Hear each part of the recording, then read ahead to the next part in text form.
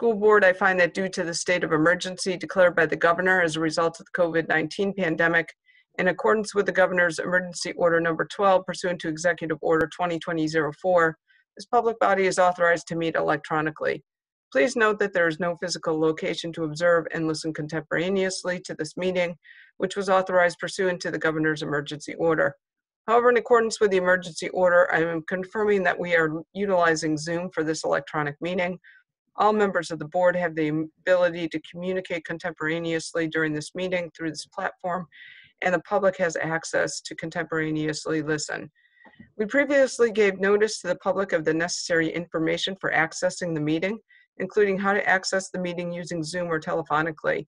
Instructions have also been provided on the website of the Timberlane Regional School Board at timberlane.net/ZoomTRSB.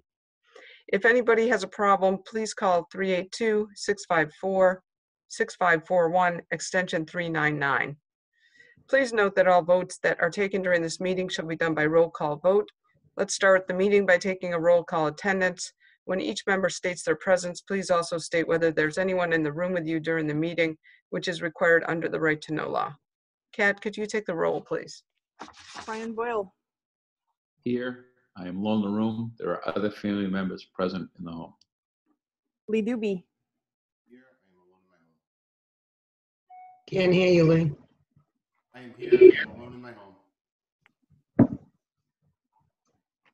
Kim Farah. I'm here. I'm alone in my house. There are other members of the household present. Barbara Kishka. Present. I am alone in the room, and other members of the house are elsewhere in the house. Sheila Lowe's. Here, alone in the house. Sarah Mockamer. I'm here. I'm alone in my office, but there are other members of my household in the house. Sean O'Neill. I am present in my office by myself, and there's other members of my household in the house. Kristen Savage. Present. I'm currently alone, but there are other members of my household within the house. And Jennifer Silva. I'm here alone in my office with other people elsewhere in the home. Dr. Metzler. President, I'm here in my office, and there are other people in the house. And Jenna Horan. I'm here, I'm alone in the room, and I have other people present at my house. Okay, thank you. If you could all rise for the Pledge of Allegiance. I pledge allegiance to the flag of the United States of America and to the republic which it stands, one nation, under God, indivisible, with liberty and justice for all. Thank you.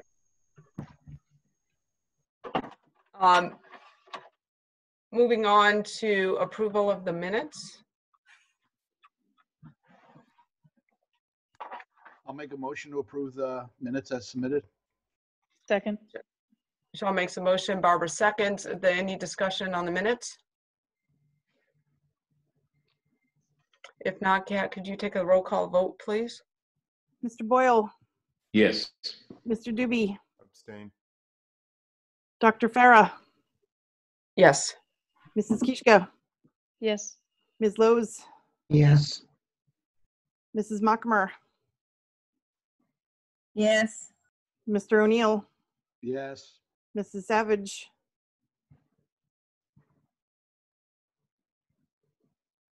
It's okay, continue on. Mrs. Silva. Yes. Okay, thank you.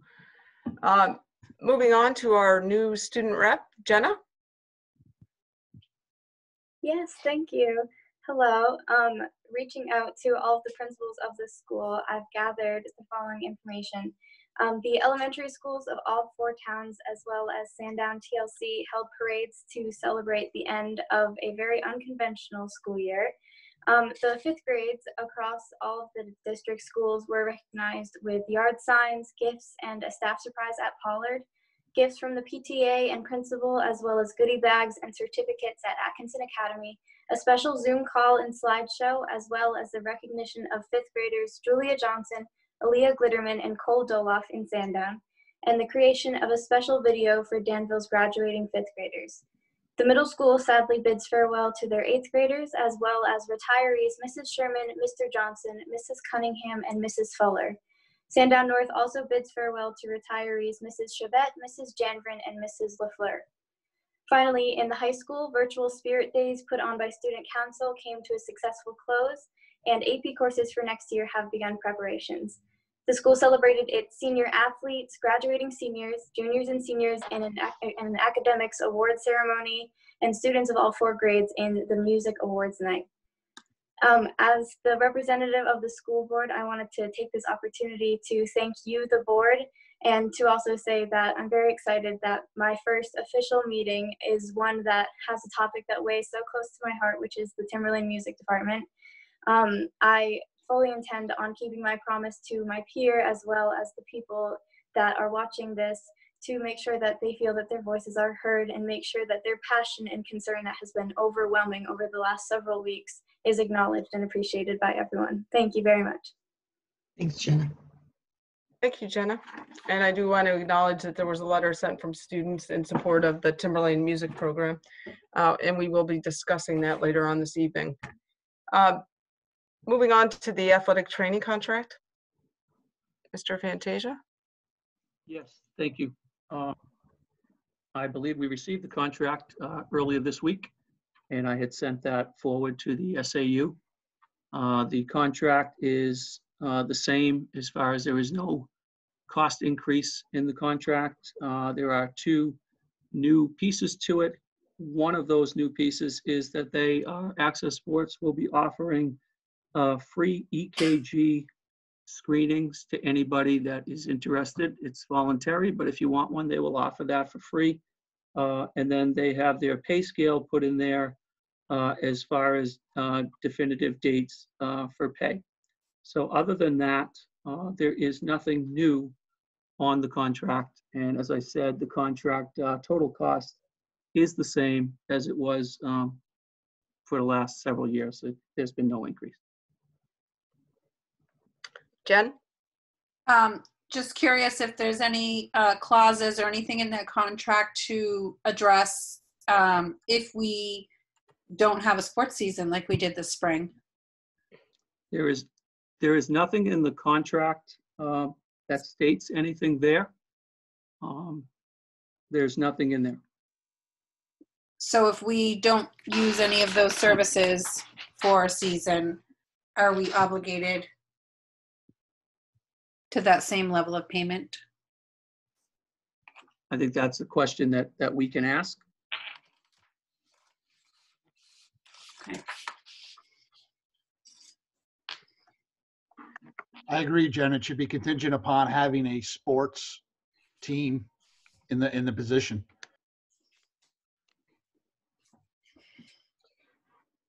Okay. Sheila? I'm going to ask that we table this until the next meeting until we can get that information back.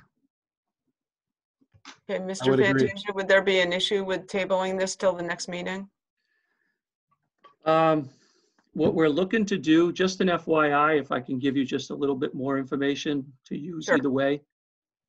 So in the contract right now, we are given 20 hours a week at the high school and 12.5 hours a week at the middle school. In the fall season and in the winter season, we pretty much doubled those hours from the athletic trainers, including the middle school trainer, who after completing middle school work would oftentimes come over to the high school and help and add coverage. I have been meeting with Craig Duchesne to talk about COVID-19 protocols and best practices now. And what we are looking to do is in the month of July, if we can move forward, Access is going to work with us to allow us to use their access code for impact concussion testing and create an opportunity for parents to have their kids take the impact concussion test at home using the access codes, so that we would then be able to stay on track and allow these kids to get the impact test from home instead of, because we're not going to be able to do a mass testing. So a lot of work's been done. I do realize that we did not have a spring season of games. But I would be remiss if I didn't say that they really went over and above and did a lot more hours than they were contracted to do. I have no problem with contacting them and talking to them further, or even enlisting Mr. Dowd to talk to their administration. But what I would like to do, just sooner rather than later, is I would like to be able to move forward with the impact concussion testing from home and keep us on track in the event that we can start. So, but I will do whatever I am instructed to do.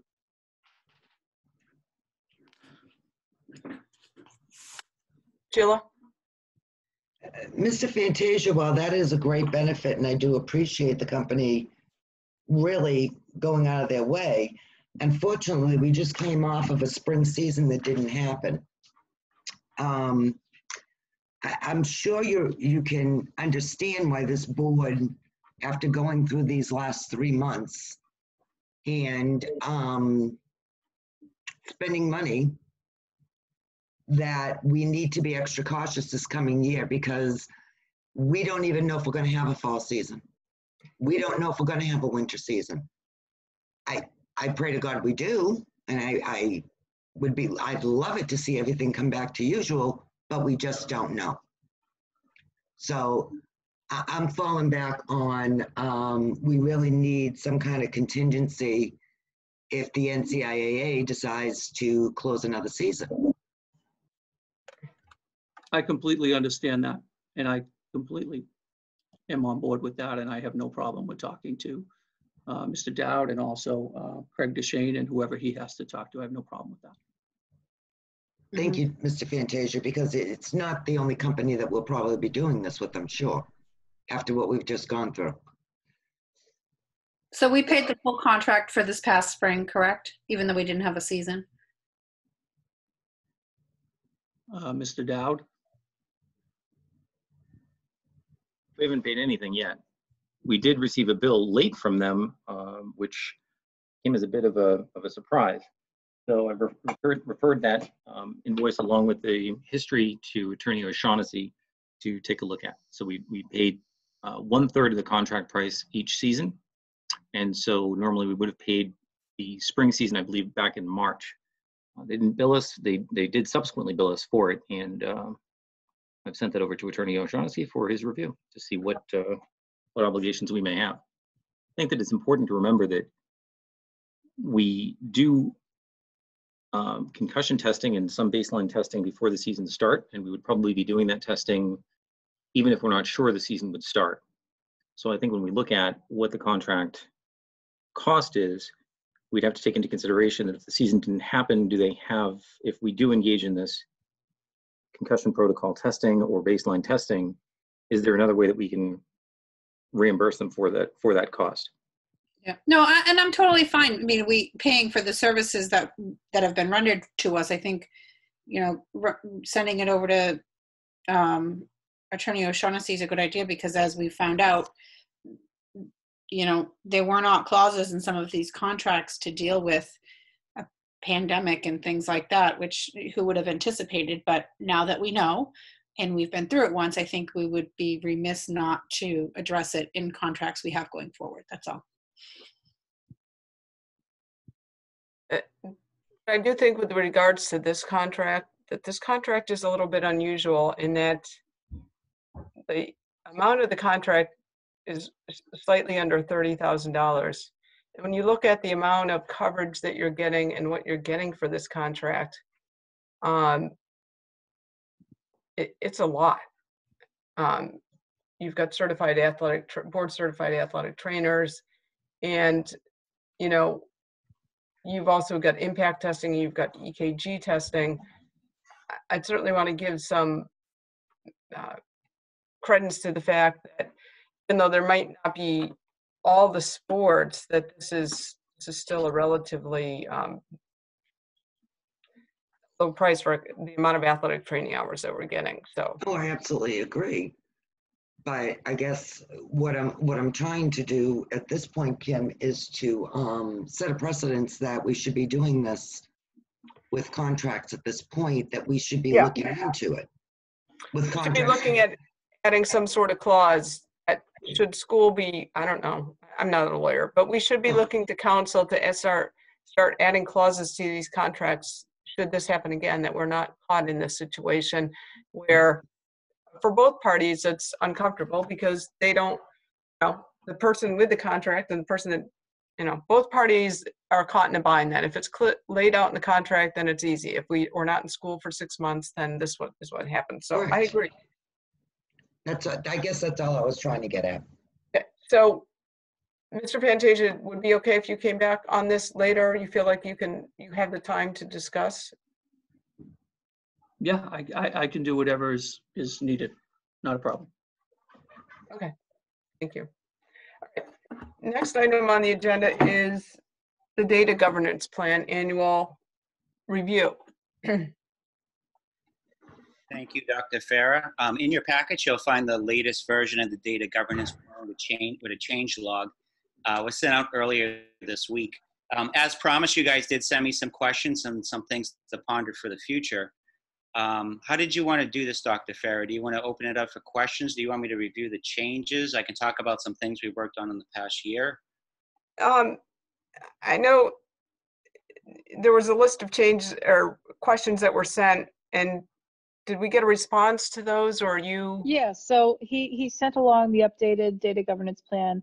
I saw the changes he made. It just needed a few tweaks, and he added those. And there is some food for thought for later, especially around the disaster planning. Okay, so Barbara, you all set then? All right.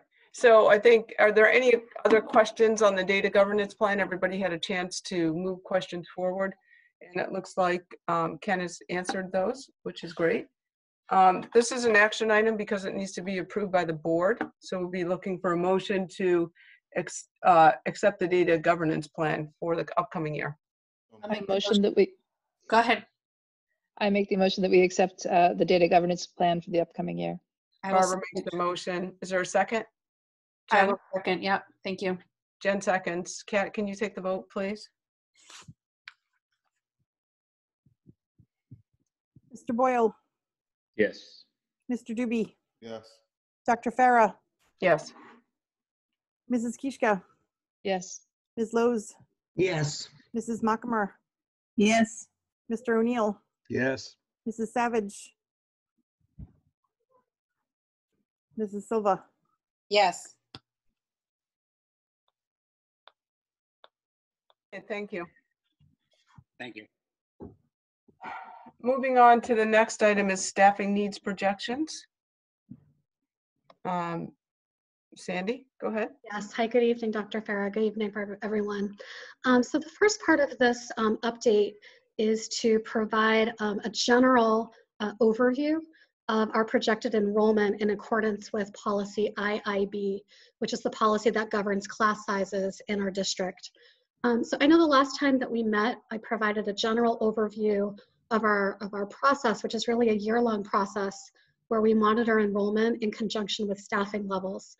In accordance with that policy, it calls for us to provide updates to the board with regard to recommendations on staffing needs prior to January 31st for the following year.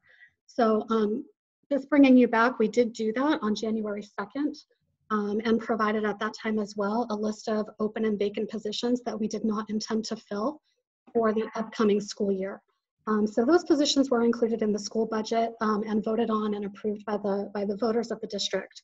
So the second date that is mentioned in this policy calls for us to come to you at the second meeting in June with preliminary enrollment numbers for September and to highlight enrollment pressure points in certain grade levels that we envision could potentially exceed the class sizes that are determined in this policy.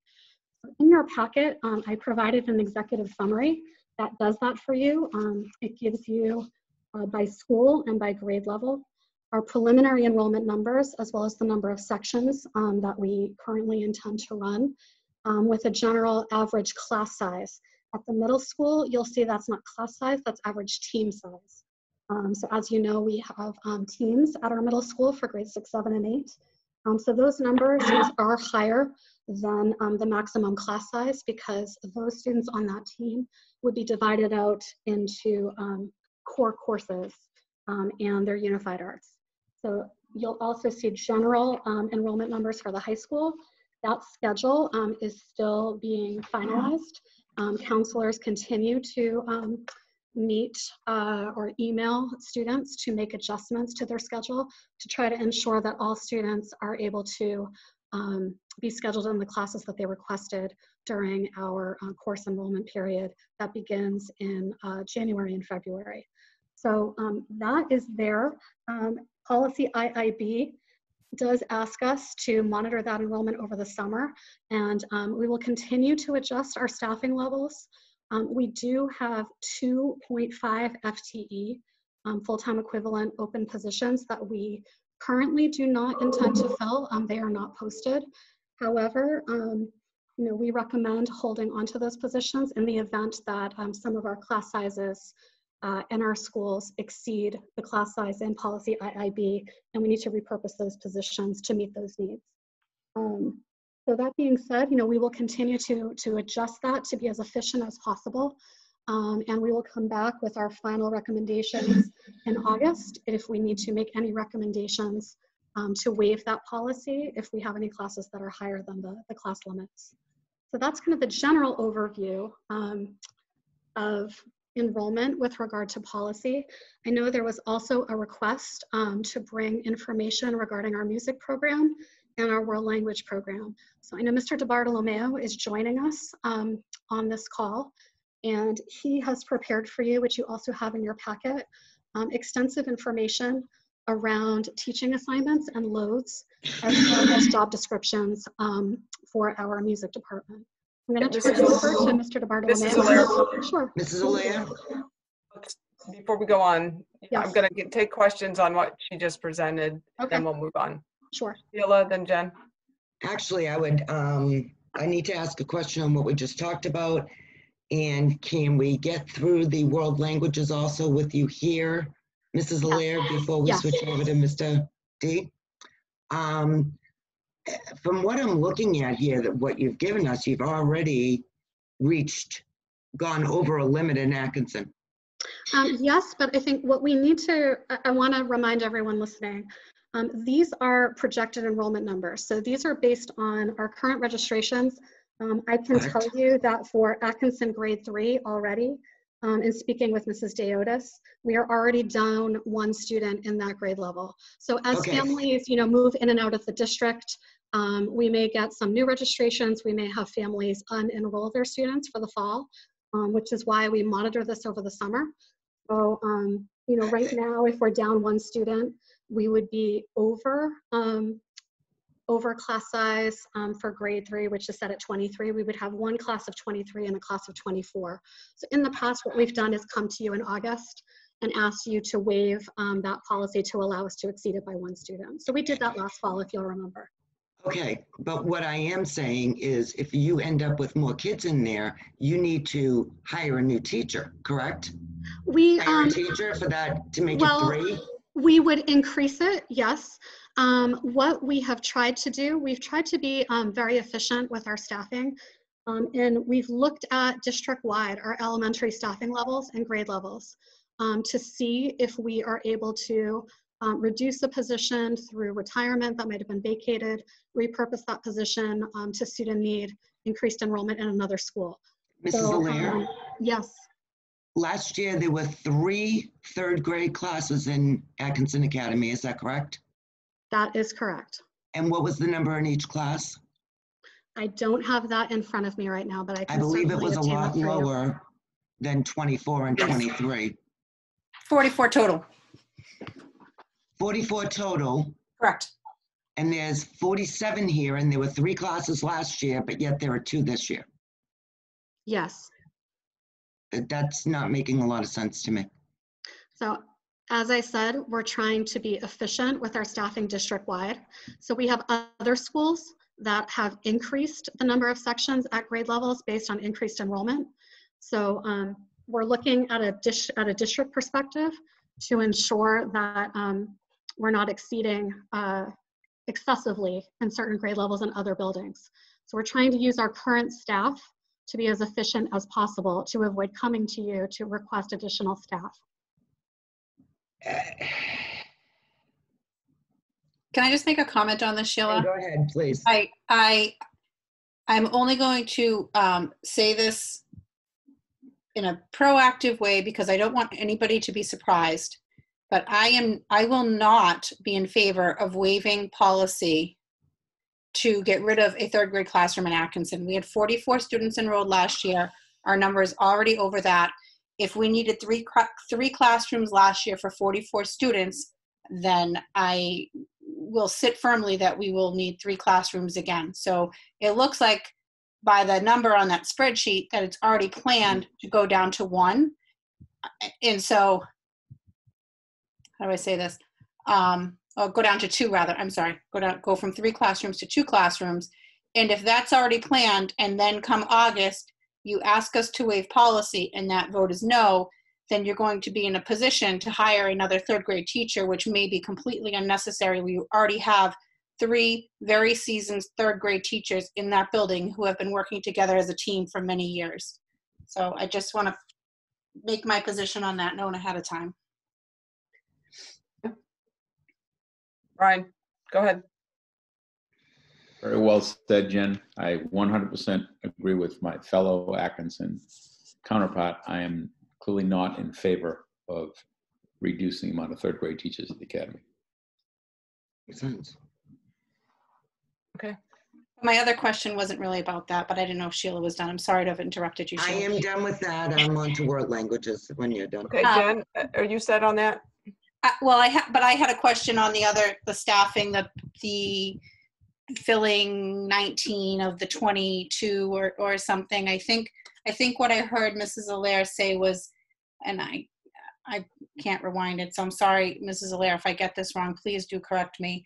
You were saying these positions were voted on and budgeted for, but we are looking to not fill them because there's not a need at this time. Is that correct?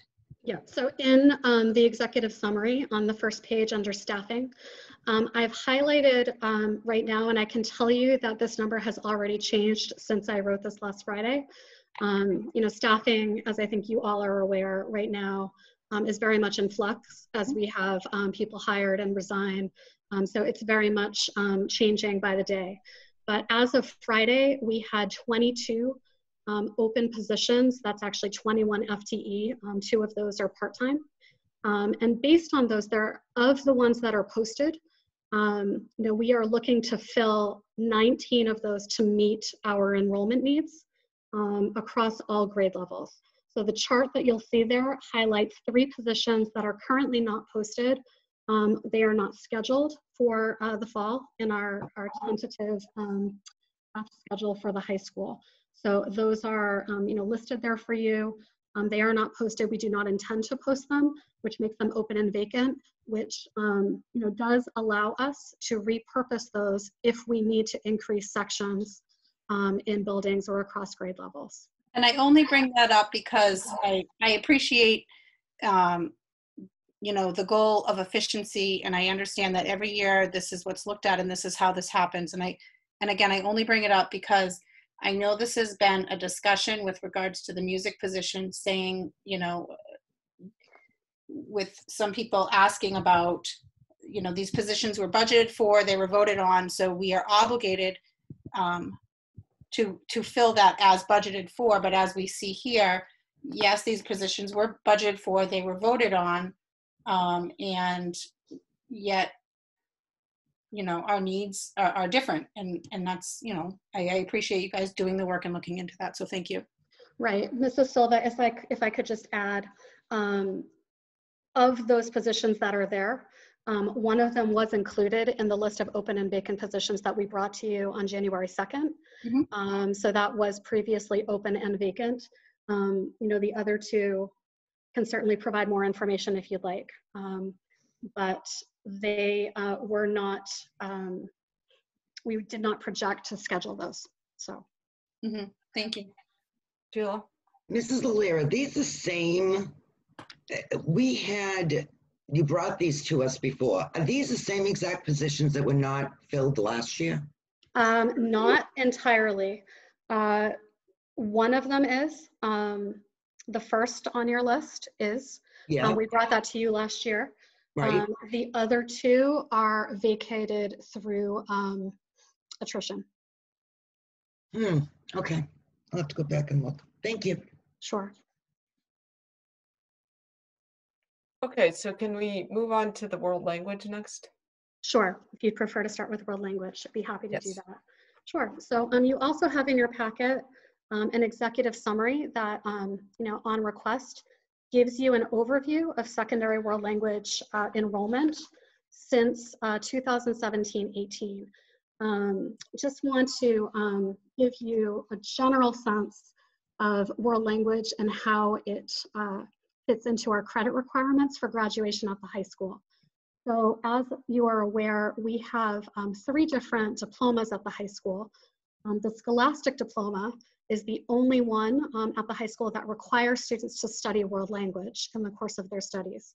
Students wishing to seek the Scholastic Diploma are required to complete 3 levels of the same language during their time at the high school. So many of our students come out of the middle school having completed level 1. Those students then have to complete through level 4. So Spanish and French are both offered at our middle school. Latin is offered in grade 9 only. And so those students would, if they want to complete the requirements for the Scholastic Diploma, study up through Latin 3, whereas other students typically are required to study up through level 4 of the language to meet that requirement. We also have our language honor societies that require students who have been inducted to study the language all years that they are enrolled at the high school. Those are National Honor Society requirements. We have chapters of national societies. So those are requirements that are outside of our jurisdiction, but we abide by them based on our chapter membership. So with regard to Latin, just a general overview of Latin. It was originally introduced in our program of studies in 2014 as an elective course only. It was not originally designed for world language credit in accordance and in conjunction with the Scholastic Diploma. It was purely an elective open to 11th and 12th graders. The first time that we posted this, and we had 35 students sign up, but we were unable to secure a qualified Latin teacher for the following year, and unfortunately had to cancel that class. We were able the following year to hire a very talented Latin teacher. Unfortunately, our enrollment that first year suffered, I believe, because many students were aware that we were unable to hire someone, and we had, as I said, to cancel it. We did, however, hire a Latin teacher. We ran this course for a couple of years. At that time, the teacher was a part-time teacher. He taught only 2 courses. As we expanded the course, he was able to move up and teach additional sections.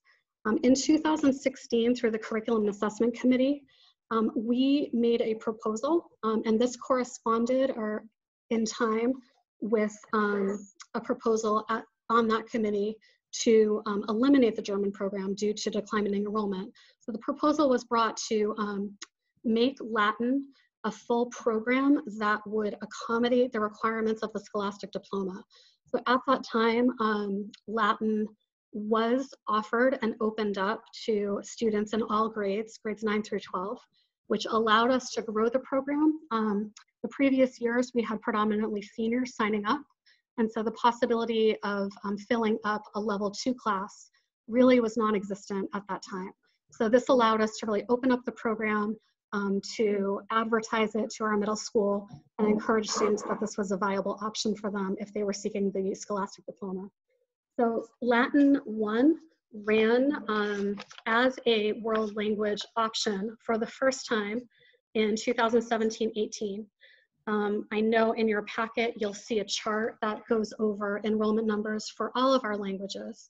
But focusing on Latin, that first year we only ran Latin 1 Accelerated and 1 CCP. We had a combined total of 30 students that year. Many of those students were upperclassmen.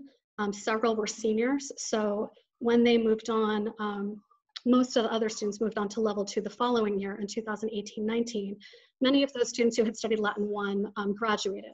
And so their carrying on into that language in level 2 was not an option.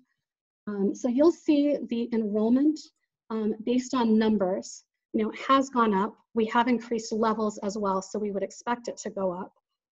Last year, this current year, I should say, 2019-20, was the first year based on the expansion of the program that we had students able to study all the way up through level 3.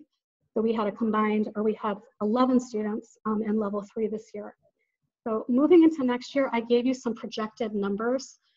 As I just mentioned, these numbers are in flux. They've already changed since I wrote this for you, just a little over a week and a half ago, I believe. So on your chart, you'll see that we have 9 students who registered for 1 accelerated. We had 11 requests for that. Our guidance counselors, as I mentioned, are still working with students to try to rearrange schedules if possible to accommodate all requests. So there's a potential for that going up to 11. We had 21 students request Latin 1 CCP. At the time that I wrote this, there were 17 students enrolled. That number has since gone up to 19. So we currently have 28 students enrolled in Latin 1 for the fall. Those students are predominantly rising freshmen. And from there, Latin 2, you'll see our enrollment is projected to be very low for this coming year. There were 7 requests combined for Latin 2, and there were some scheduling conflicts for many of those students. And then Latin 3, we had 18 requests, and you'll see right now we have 17 students scheduled for the fall. So at the end of that chart, if you go to that, you'll see that I gave you numbers to reflect the percentage of students enrolled at the high school who are enrolled in world language. So we are currently, for this year, we were just at about 60% of our high school population studies a world language, or this year they studied a world language. For the fall, that is projected to be about 63% of our student population. I then broke down those percentages across our languages that are offered. So you'll see for our projected schedule for the fall, have about 21% of our student population who is studying world language projected to be in French.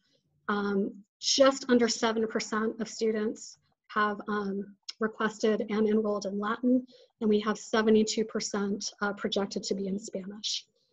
So at this time, I do not recommend eliminating this program. We have always at this school had options for students for language study. If we eliminate this, we will be down to 2 options. We also have scheduled students. So if we are looking at these numbers and this timeline, we are looking at rescheduling upwards of 40+ students into other classrooms that we're not sure if they can accommodate those students. So in looking at the enrollment for Latin 1 that is projected, as I mentioned, many of those students are coming out of our middle school. And looking at the languages that those students studied at the middle school, many of them could change languages. They could potentially enroll in a level 2 of either Spanish or French, depending on their language of study at the middle school, or they could choose to not study language at all. So it's hard for us to predict what will happen, but looking at our projected enrollment in our Spanish 2 classes, if many of those students who were enrolled in Spanish at the middle school choose to study Spanish 2 at the high school, we are looking at the need for increased sections. And again, this will create a huge roadblock for us in our schedule if at this time of the year we are completely blowing up our schedule. We also have the Curriculum and Assessment Committee, a board committee with board membership that typically reviews programs of this nature. And as we did with German several years ago, we are certainly willing to monitor enrollment, but we were very mindful in scaling out German to ensure that we did it in a way to ensure that all students are able, or were able for German, to meet the requirements of a scholastic diploma. So we tapered that program out so that students were able to maintain their membership in their honor societies and meet the requirements, credit-based requirements for the scholastic diploma. Okay. One quick question here, Mrs. Allaire. Yes. Are you recommending that we hire a full-time Latin instructor next year or part-time? The board is looking for recommendations on staffing. What is your recommendation? So our current Latin teacher teaches, in addition to this, we have elective courses that are also on that teacher's course load.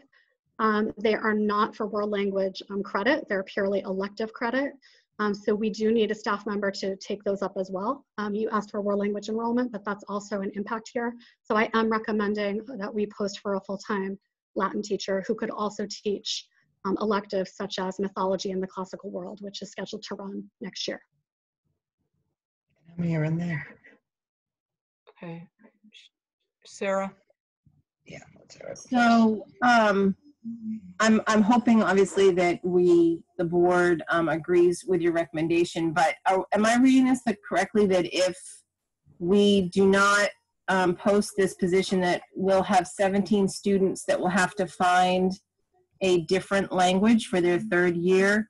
And are those seniors or are those juniors where they might have an opportunity to get that third year requirement easily? Because if they've been taking Latin for 2 years, now and they're a senior, and they might have to backtrack and jump into a Spanish class that they haven't taken. Yes, Mrs. Makamar. So actually, by eliminating Latin 3 for those 17 students, it actually eliminates the possibility for those students to, within our current policy, meet the requirements of the scholastic diploma, because these students, again, cannot begin the study of Latin until they are freshmen. So those students rising into that grade are all going into their junior or their senior year. So it's a combination. So whether they're juniors or seniors, if they were to start a new language, they would not be able to fulfill the requirements of 3 levels of the same language in their remaining year or 2 years at the high school. And it would impact as well their enrollment in the Honor Society if they choose to apply and either have been inducted or will be inducted in the fall. I have a follow-up question, if I could, Kim. Go ahead. On the other end of the spectrum, with the Latin 1 classes, I see that there's, pretty heavy enrollment on both the CCP, especially in the CCP level. Are all of those kids, have they all typically already taken a language at middle school, or are some of these kids that are registering kids that might not have, due to scheduling issues, might not have taken an introductory language and have chosen this because it puts them in an even playing field with their peers? Because I know during our curriculum and assessment meetings, we talked a lot about how Latin is different from the other language because it's not necessarily a spoken language. It's taught differently. It's a different type of curriculum. So I'm just noticing that other larger enrollment on the other end and curious about what that pattern represents. Yeah, thank you for bringing that up. We did have that discussion at curriculum and assessment. Many of these students are changing language from the middle school. They either studied French or Spanish, depending on the student at the middle school. However, there are additionally several students who are registered for level 1, either A or C, that did not study a language at the middle school. Latin, I appreciate you referencing that. Latin is unlike Spanish and French in that it is considered a dead language or an unspoken language. So it is a very good option for many of our students who have challenges in the areas of speech or verbal presentation because they're not required. There is not a competency around oral verbal communication in the language. It's also a very different structural language. It's a little bit more organized, mathematical. There's a very specific structure and way of analyzing the Latin language that is uses a very different part of a student's brain. So, it's a different option as a world language, unlike our Romance languages, our modern languages that we offer. Jen? when you mythology into the classical world, is that the same as introduction to the classical world? Yes, so yes, in the program of studies, thank you for asking that. In the program of studies, which you all saw probably November, early December, we typically bring you any proposed changes to courses for the following year. So last year, a proposed change that went through curriculum and assessment and was included in the program of studies was to change that title. And that was done purposefully because the course does have some language components to it. There's a unit that integrates some Latin and Greek roots. It allows students to make connections to science, to medicine, to other content areas that they study. But there is a great deal of philosophy, mythology taught entirely in English. So by changing that title, it was a goal to entice students, more students, to consider it as an option. The reason I'm asking is because on in our enrollments for the 1920 school year, we have 3 students enrolled in that class, and it's noted that that's an extra class that the teacher is choosing to teach uncompensated. So we have the current Latin teacher was teaching, I'm guessing, Latin 1, Latin 2, ACC, Latin 3, CCP. I'm sorry, let me start over. Latin 1, Latin 2, CCP, Latin 2, ACC, Latin 3, ACC, and then that introduction to classical world was teaching an extra class uncompensated. Yes, you also, there are 2 sections of Latin 1. So that was a request that came out of the Curriculum and Assessment Committee back in 2016 when the proposal was made to expand this. A request was made to offer both accelerated and CCP sections of the language to accommodate all types of learners in our school. So there are 2 sections of Latin 1. For this coming past year. Yes, I don't have that information in front of me. That teacher also taught an additional elective, which is not the mythology. My concern is, I know, I recall the conversations about how long and how hard it was to find a Latin teacher last time. And I'm wondering, when I look at these levels, is there a way to, if we needed to, have somebody come in part-time and have students contract into whether they wanted to do CCP or ACC like we have them do with other classes that we offer? Yeah, we could certainly consider that. Typically the approval for contracted courses goes through curriculum assessment and is included in the program of studies, the way the course is offered. If that's something you'd like us to consider, but that's not something that has been discussed at curriculum and assessment. But you're right, we do that in, for example, our world studies and American studies, we allow students to contract, but that's not currently the model in world languages. Well, just trying to keep all the options open, knowing that this might not be an easy position to find somebody for. Sure, yep. No, I appreciate that. I agree with you. It is going to be difficult to find someone, which is why, we're bringing this recommendation, because the sooner we can post this, the larger the possibility that we will be able to find a qualified teacher for this. Sheila? I'm going to reiterate what Jen just said. I am thrilled that the numbers went up, Sandy, but in Latin 2, between ACC and CCP, you have 3 kids. Yep. No, you're right, Sheila. Yep. This is a part-time position at this point. Yeah, no, we could certainly look at that. Again, I'd like to bring something like that through curriculum and assessment. Okay.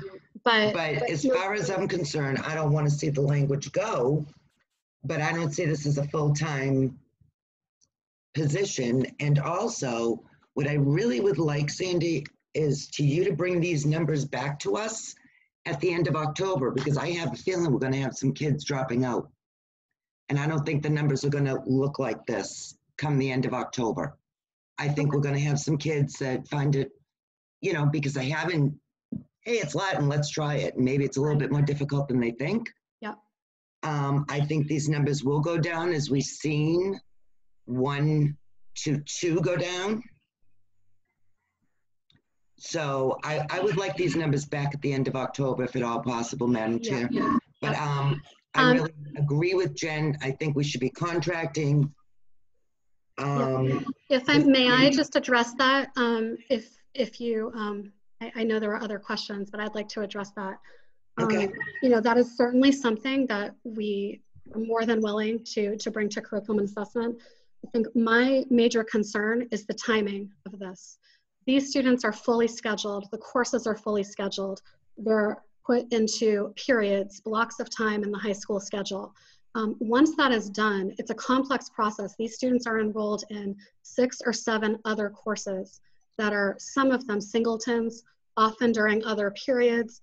If we are now looking at combining levels at this time in the year. Just level 2. You're not, are you telling me that we're going to run a class one-on-one with the teacher? No, and we've typically tried to, accommodate as many students as possible. Okay, because that's what I thought you were just saying, that these were locked in stone. And if that's the case, you've got 2 classes. Well, our schedule. Right, but no, to be clear, our schedule is locked in stone.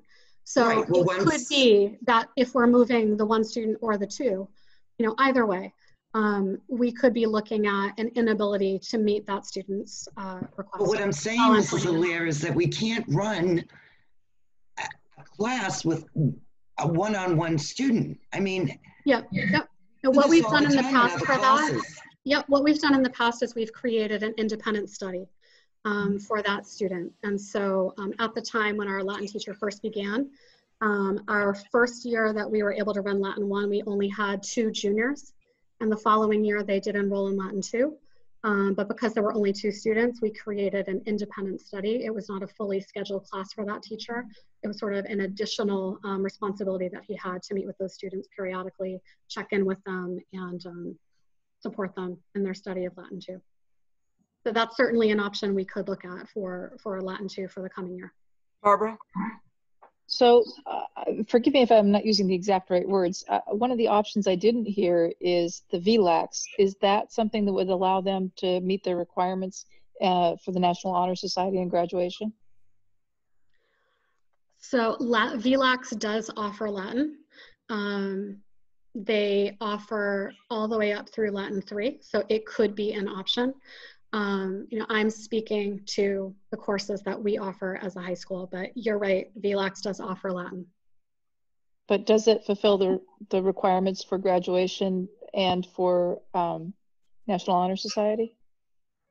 It would allow them to study up through, I believe VLAX now offers Latin 3. A couple of years ago, they did not offer anything beyond Latin 2, but I believe they do now have Latin 3.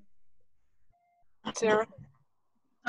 Just a quick question and clarification. Did the current Latin teacher, did he go down to the middle school to introduce Latin to the 6th graders previously? So this wouldn't, if they were taking Latin 1, they wouldn't necessarily have never seen it before?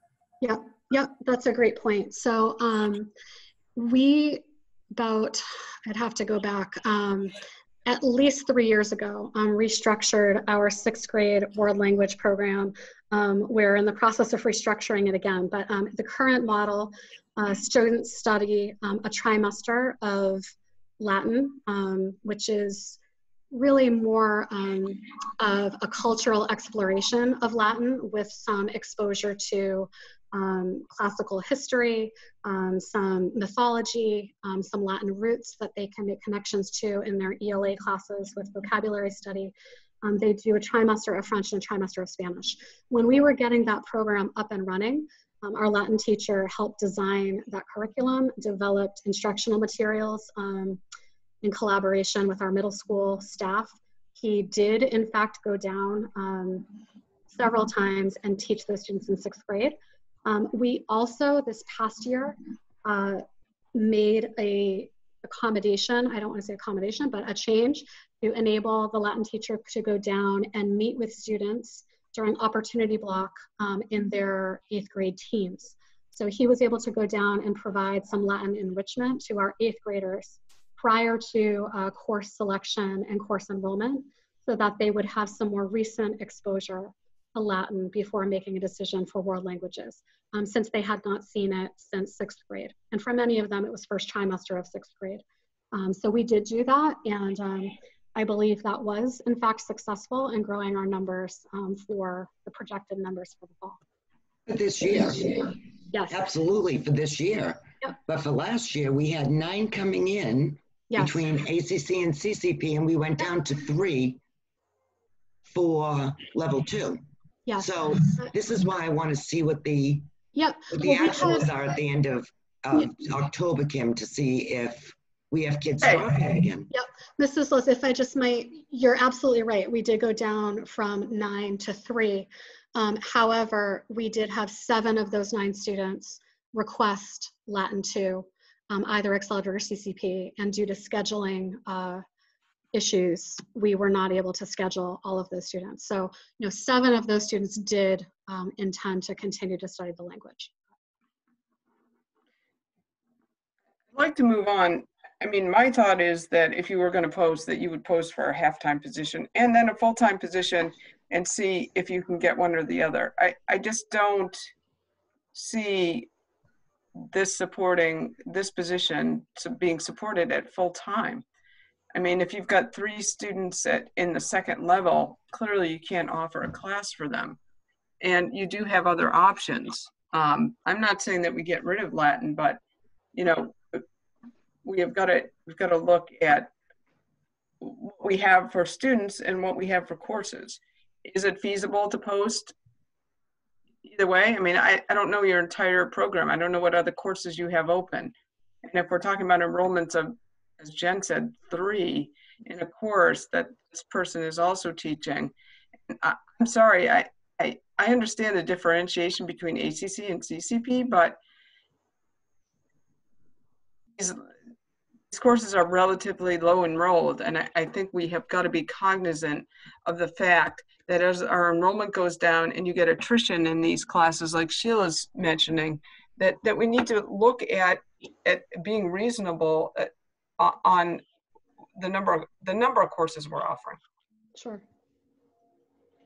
So I'm sorry, that was very long. Would it be feasible? I appreciate that. And again, I just, originally when we offered Latin, we offered it at an accelerated level. That came out of the Curriculum Assessment Committee. And again, when it moved from being a junior senior elective, a request was made actually by board members who were serving at the time on CNA to expand it to both accelerated and CCP to accommodate, as I mentioned, all types of learners. So if it's the will of the board for us to consider in curriculum assessment, recombining them or contracting, we can certainly do that. I ask that you allow us to have a process to have those discussions at curriculum and assessment and to make some informed decisions, to monitor enrollment over time and make adjustments as appropriate. But, we can certainly for next year post for, a part-time or a 4/5. But ideally, the following year, based on that enrollment, level 3 admittedly will be very low. But if we can continue to grow the program and hire a qualified teacher, we are looking at the potential of 5 full classes if we grow Latin to a Latin 4. So it will be a couple of years until we get there. But again, this past year was the first year when we saw students at a point where they were able to get to level 3. So it's my opinion that we need to give it some time, but also monitor it and try to be as conservative as we can, but allow the program to grow. Are we having CNA meetings? Mrs. Allaire, when is the next curriculum and assessment meeting? We, as with our other board committees, we have not met since we have gone into remote learning. So, we will have to look at that for the fall, but be looking at a fall meeting at this point. Fall meeting. Okay. Brian? Yeah, thank you. So if I understood you right, Kim, did you just ask, which would make some sense to me, can't they advertise to see who's out there for both part-time and full-time to see who's out there? That's what I'm asking, because you could very well get somebody who only wants to teach Latin part-time. I would post 2 positions. I'd post a part-time and a full-time and see, if you find somebody to teach, you may not find a person who wants a full-time position that can teach Latin. Does that Yeah. make sense? I understand where you're coming from in terms of, logistically, our positions that are posted are tied to actual position codes that are tied to, our system and salary rates and all of that. So, I'd have to talk to Mr. Dowd about the possibility of doing something like that. But we can certainly consider that. Sean? Yeah, Mrs. Allaire, knowing that the potential of filling this position is going to take some time due to our track record from previously when it was trying to be fulfilled, what is the contingency plan come September when if this position is not filled? Yeah, we'll have to cross that bridge when we come to it, as we did in the past. We ended up, as I mentioned, that first year when we had 35 students sign up for Latin 1, we had looked to schedule 2 sections. We ended up, counselors had to meet with those students individually come August to reschedule those students and have conversations with them. So, as I mentioned, this is why, we are asking to post this as soon as possible. Sarah? Kim, do we need a motion or can we just request that it be posted? How would you like to move forward? We need a motion. Okay, so then I would like to make a motion that the Latin position be posted as per policy GCF and have that be posted and advertised since it is a vacant professional vacancy. Full-time and part-time? You didn't add that to your motion? I didn't, it would be full-time. Well, I mean, Mrs. Allaire, that it sounded like it would be kind of tricky because of because of the job codes. So may I just ask for clarification purposes? This position was included in the budget. Mm-hmm. We do have a staff member leaving, but the position was not designed or flagged as one that we did not intend to fill. So as with other positions that are vacated through attrition, I guess I'm just asking, Dr. Farah, if we need a motion to post a position that was voted on by the voters and approved in the budget. We go back to this voted on by the voters. However, it's the bottom line. So as far as I'm concerned, it's a part-time position, Kim. And, if you want to post it as part-time and full-time to see if you can find whoever, that's fine. But my position is this is a part-time position at best. So the board doesn't typically post positions or not post positions. I mean, we're not involved in that, but what the board does do is approve nominations once they're brought forward. So if there's a nomination and the board doesn't, and I think this is part of the reason that we're having this discussion, if a nomination is brought forward for a position the board doesn't feel really should be at that, then I don't think they're going to feel that they can approve that position. So that's kind of where the board is sitting on this, and that's why, as time goes on, there might be discussion about half-time versus full-time. Jen? I don't really think there needs to be a motion to post a full-time position. I've not really done that before. I don't think there needs to be a motion for that. But I do think the discussion of trying to look at all of our options to be able to provide options to our students is a valuable one. And I think if it's not customary to post for a part-time and a full-time position because of job codes or however that impacts the requisitions that go up, I think that piece of it should get some direction from the board that we would like that to be explored and how to make that happen so that we can make sure we, are putting it all out there and hoping to get something back to be able to offer these students. Okay. All right. So thank you for that. Thank you, Mrs. Allaire. I guess we'll move on to a discussion on the music. Well, can we make the motion to, have the administration look into posting for a part-time? Is that necessary? I don't think that's necessary. I think they kind of understand that. Okay. If a nomination comes forward to us on this, there'll have to be a justification for why it would be full-time versus part-time, I would think. Okay. So we're fine if they post for both. It's up to the administration how they want to post this. Okay. Bottom line, you want to see Latin continue though. Got it. Okay, so moving on then, we're going to, there's music in the packet here for discussion. Yes, Mr. DeBartolomeo is joining us as well.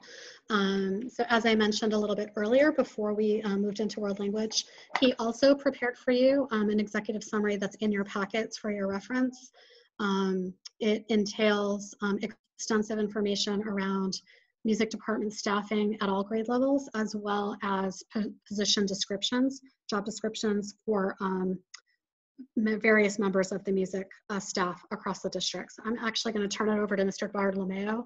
I'm happy to chime in and answer questions, but you know, this is really his area of expertise. So I'm going to turn it over to him.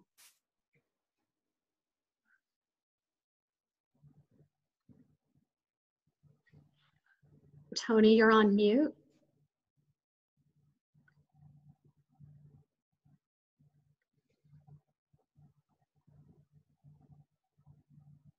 You're still on mute.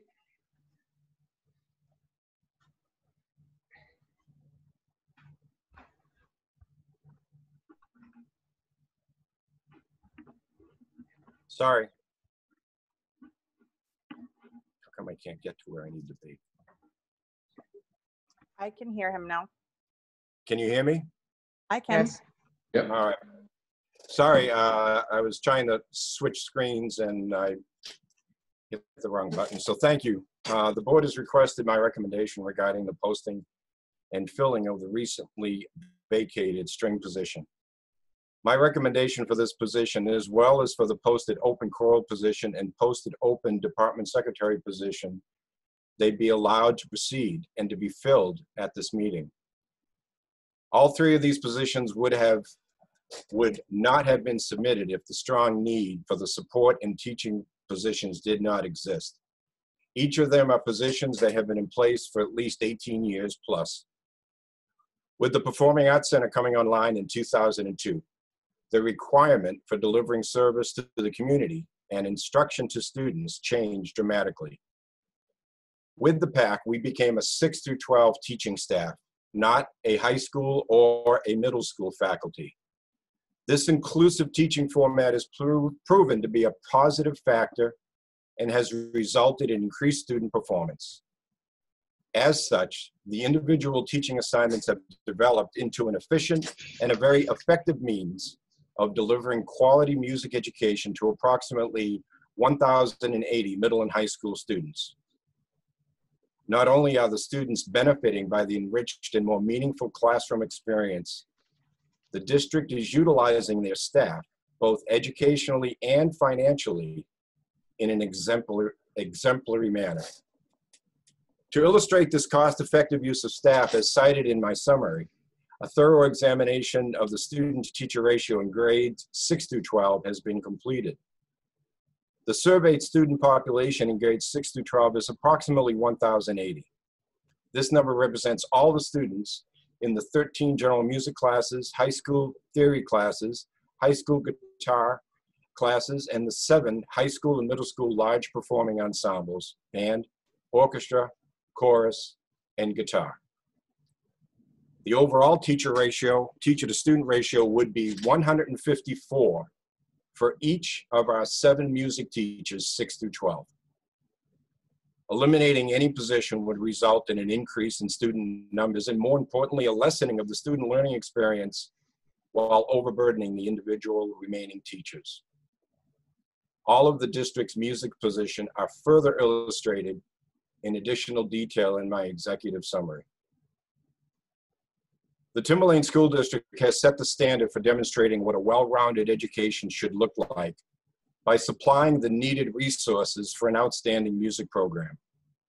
Its foresight is to be applauded, allowing our students the ability to benefit from an excellent educational experience. The Timberlane Regional School District mission statement states that its purpose is to engage all students in challenging and relevant learning opportunities, emphasizing high aspirations and personal growth.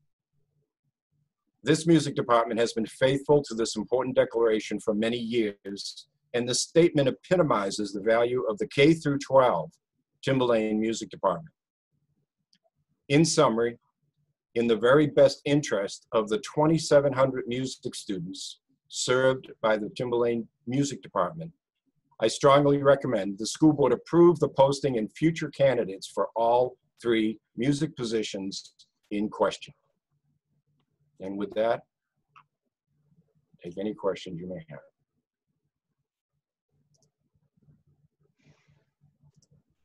Barbara?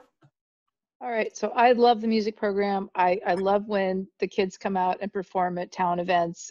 You have an excellent program, or we have an excellent program. And I play violin, I sing in choirs, so I'm all about music. However, when I look at the teacher to student ratio for us versus the other, the top 10 New Hampshire high schools, the several that are in our class, they are one teacher to somewhere between 240 and 260 students for the school. So let's just say 1 to 250, and you just said 1 to 154. So let's say 1 to 150.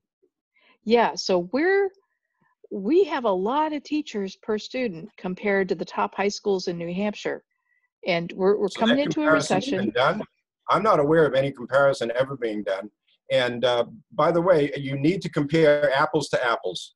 We're 6 through 12. We're not 9 through 12. So if you're just looking at the high schools, the comparison is not equivalent.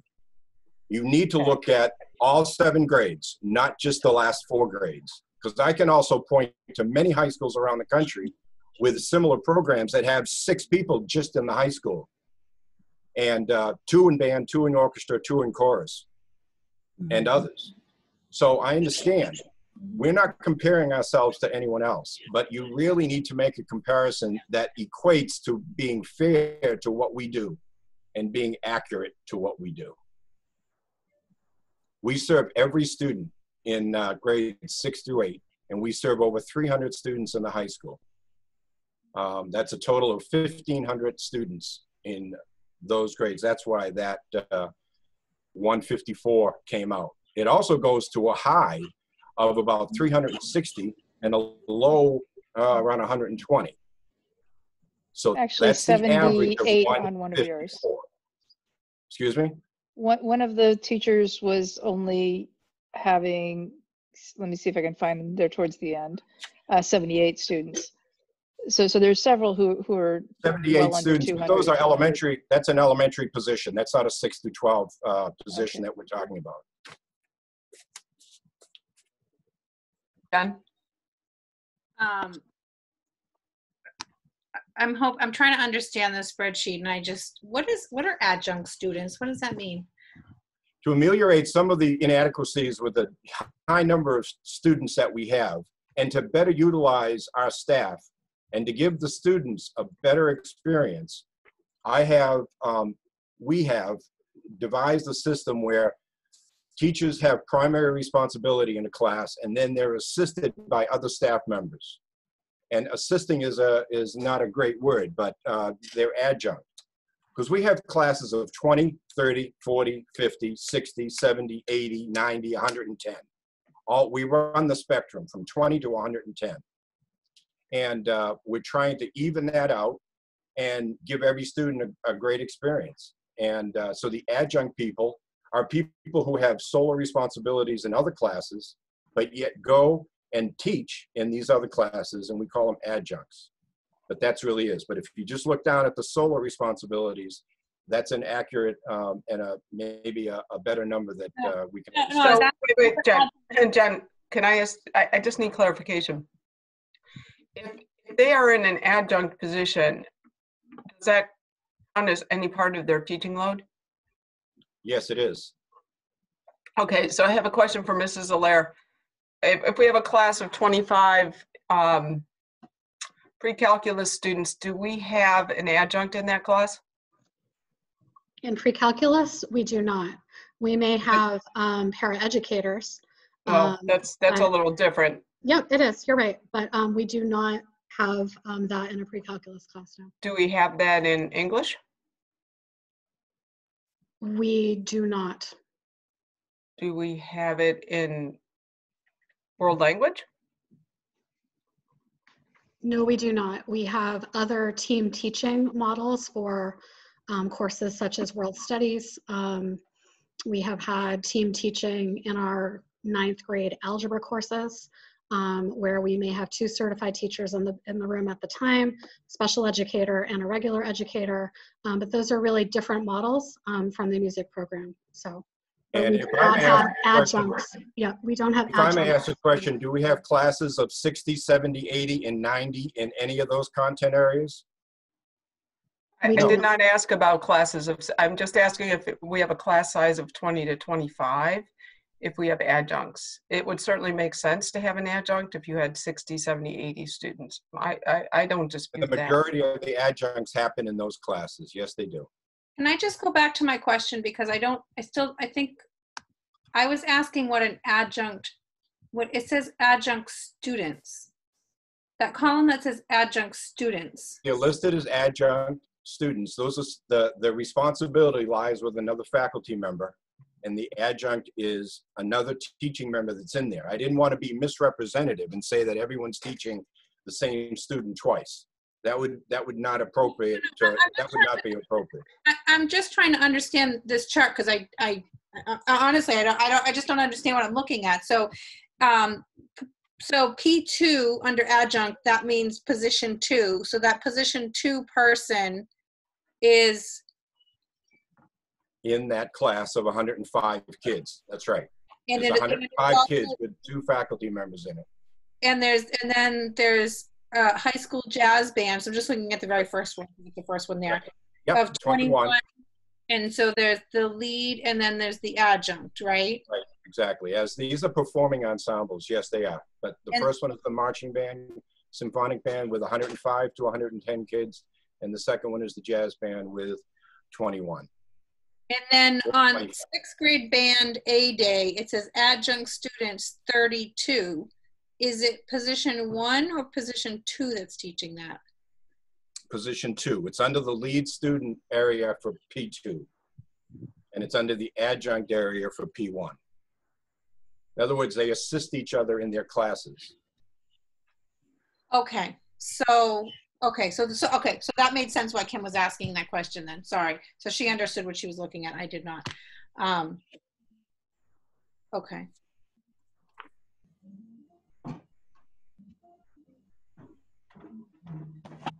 Kim? Sorry, I stepped away. Sarah? So just to clarify, when a teacher is acting in an adjunct position, in an adjunct role, they're helping with sectionals, tuning, getting class ready, trying to make the most efficient use of the time. Can you kind of break out what, because like in a jazz band, there's 21 kids, but there's 2 students or 2 teachers in that room. The primary teacher is working with maybe the woodwinds and maybe the, it's really not defined that definitively. We have 2 full-fledged teachers in each of those classes. The only difference is that someone has primary responsibility of setting the direction in that class, setting what we're doing, when we're doing it, and the other teacher is just doing that, teaching. And it would change depending on the need of every class in every area. These are performing areas too, where the majority, if not all, of the adjunct positions are listed. So that's where that comes from. There's not, a lesser adjunct is not a lesser teacher that isn't doing anything that the primary teacher would be doing. The primary teacher is the one that sets the course for that, the content area, and all of that has the final decision. Okay. So it's really a team, ultimately. It's a team teaching concept all the way through. Mm-hmm. Absolutely. With one person, you've got to make the final decision. Yep. And the benefits, clearly the results show, the quality that we're able to produce through this team teaching structure. And again, I do want to emphasize that these are performing ensembles, which is a little different than an individual classroom where every kid is on his or her own. This is, it's a different, you know, kind of criteria of what needs to happen there. Sheila? Mr. D, what position was the choral teacher that's been vacated most of the year? 5. 5. Okay, the second question I have is, you're gonna love this because I've been in this world for a long time. Director of the Timberlane Performing Arts Center, that'd be you, right? Yes, ma'am. Okay, how about the music director? Yes, ma'am. That's me. That's you too, right? Yes, ma'am. Okay, now, I'm having a guess that we lost our lovely lady in your office. To Yes, that's retirement, correct. maybe? She's Because we retired. don't get those, so that's why I'm asking. So that would be the lovely lady that takes care of band uniforms and such? Yes, ma'am. Okay. So in position 12, yes, because I kind of followed this whole thing, believe it or not. I had a handle on it. Position 12 is basically an elementary teacher, but she comes up a couple of times, 2.5 times a week to help out in the orchestra as the adjunct to assist the lead teacher. Correct. Okay, all right. So I guess my question is, so this position 12 is pretty valuable to us. All the positions are very I valuable to us. understand that, but what I'm saying is this is a person that can go from 3 to 12, right? Yes, yes, in the capacity that she's fulfilling up at the high school, yes. Okay. The other question I want to know is, how did you backfill your chorus teacher that was vacant? We had our staff stood up and came up and they just absorbed the load of that person. Those numbers that you see on almost all of them on P 3, 5, and 6, you can add another 100 students to that student load all the way down. Okay, so 3, 5, and 6. Now, were they up the to load of the person who was dismissed? right? So, how many classes were those teachers teaching a day now? So they must have added on classes, correct? Yes, ma'am. And they're all listed in that list right in front of you. Oh, I'm sorry. So, does this they're all list? listed right there. Okay, but I guess what I'm asking is, does this? No, hang on. Sorry, because I couldn't figure out which position was the empty one. 5. 5, right. That's, now I got to go back and look. Okay, I'm going to yield my time until I can look at this again. Sorry. No problem. Thank you. Thank you. And which one was Mrs. Pajak? She would have been. She would have been. The third position is the one she filled. 3. Position 3, P3. Yeah. Kim? Yes. So I understand that the team stepped up to help fill the gap for position 5.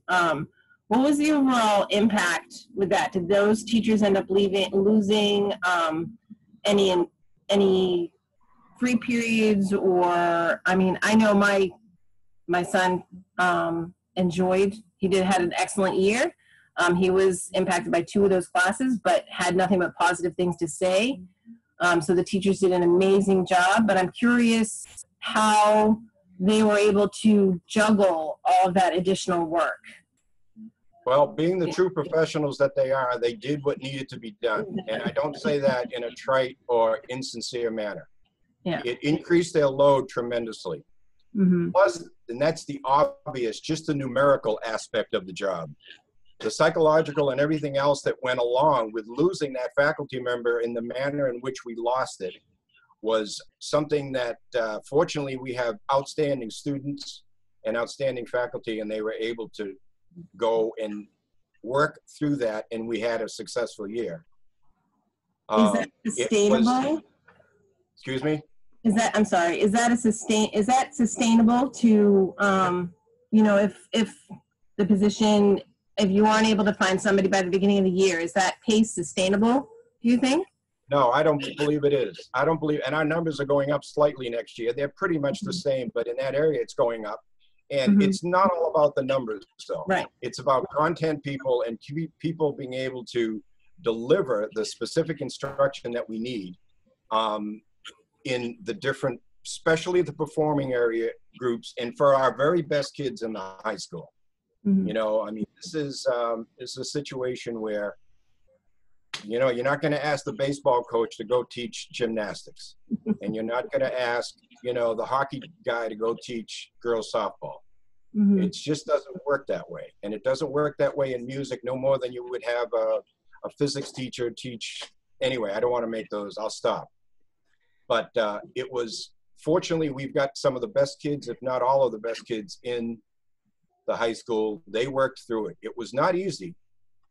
And the professionals that we have in the music department stood up without a second thought and just took over that load. Now, I was able to supplement just minimally with another person on a sort of a temporary subbing basis to help alleviate.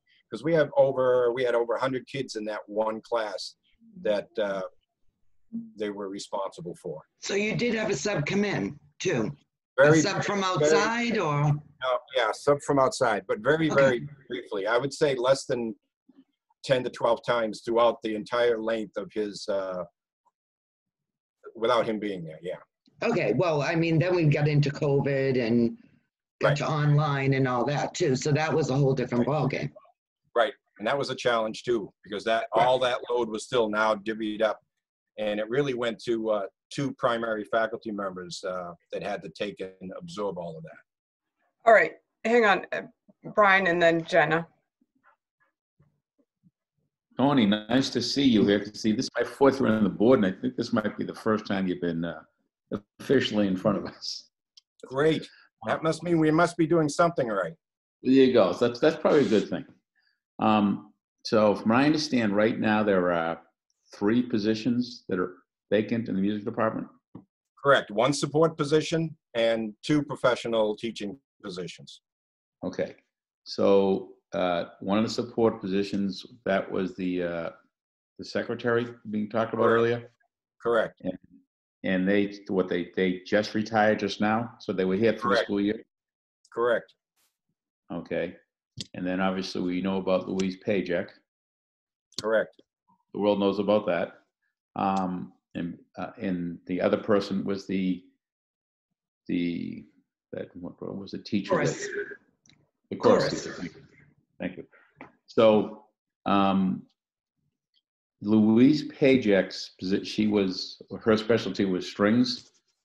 Correct. And obviously you are the music director, so she is the. Who else do you even have in Timberland that can do that? We really don't have anyone that we could designate solely to do that. The only other string person we have on staff is the elementary position that Sheila referenced, and they already have a load in 3 of the elementary schools teaching the elementary string position, teaching the elementary string teachers. There's only one string person full-time in the whole district right now. No, that's not true. There's 2. The position we're talking about at the 6 through 12 slot, and then the elementary position. Those are both full-time. So you're talking about the position that was just vacated by Mrs. Paycheck and 1 other full-time position for strings. 2 full-time string positions. Yes, ma'am. Okay. So if I could just finish my last, so Tony, how many people do you have like in 6 through 12 in the music department? 7. 7.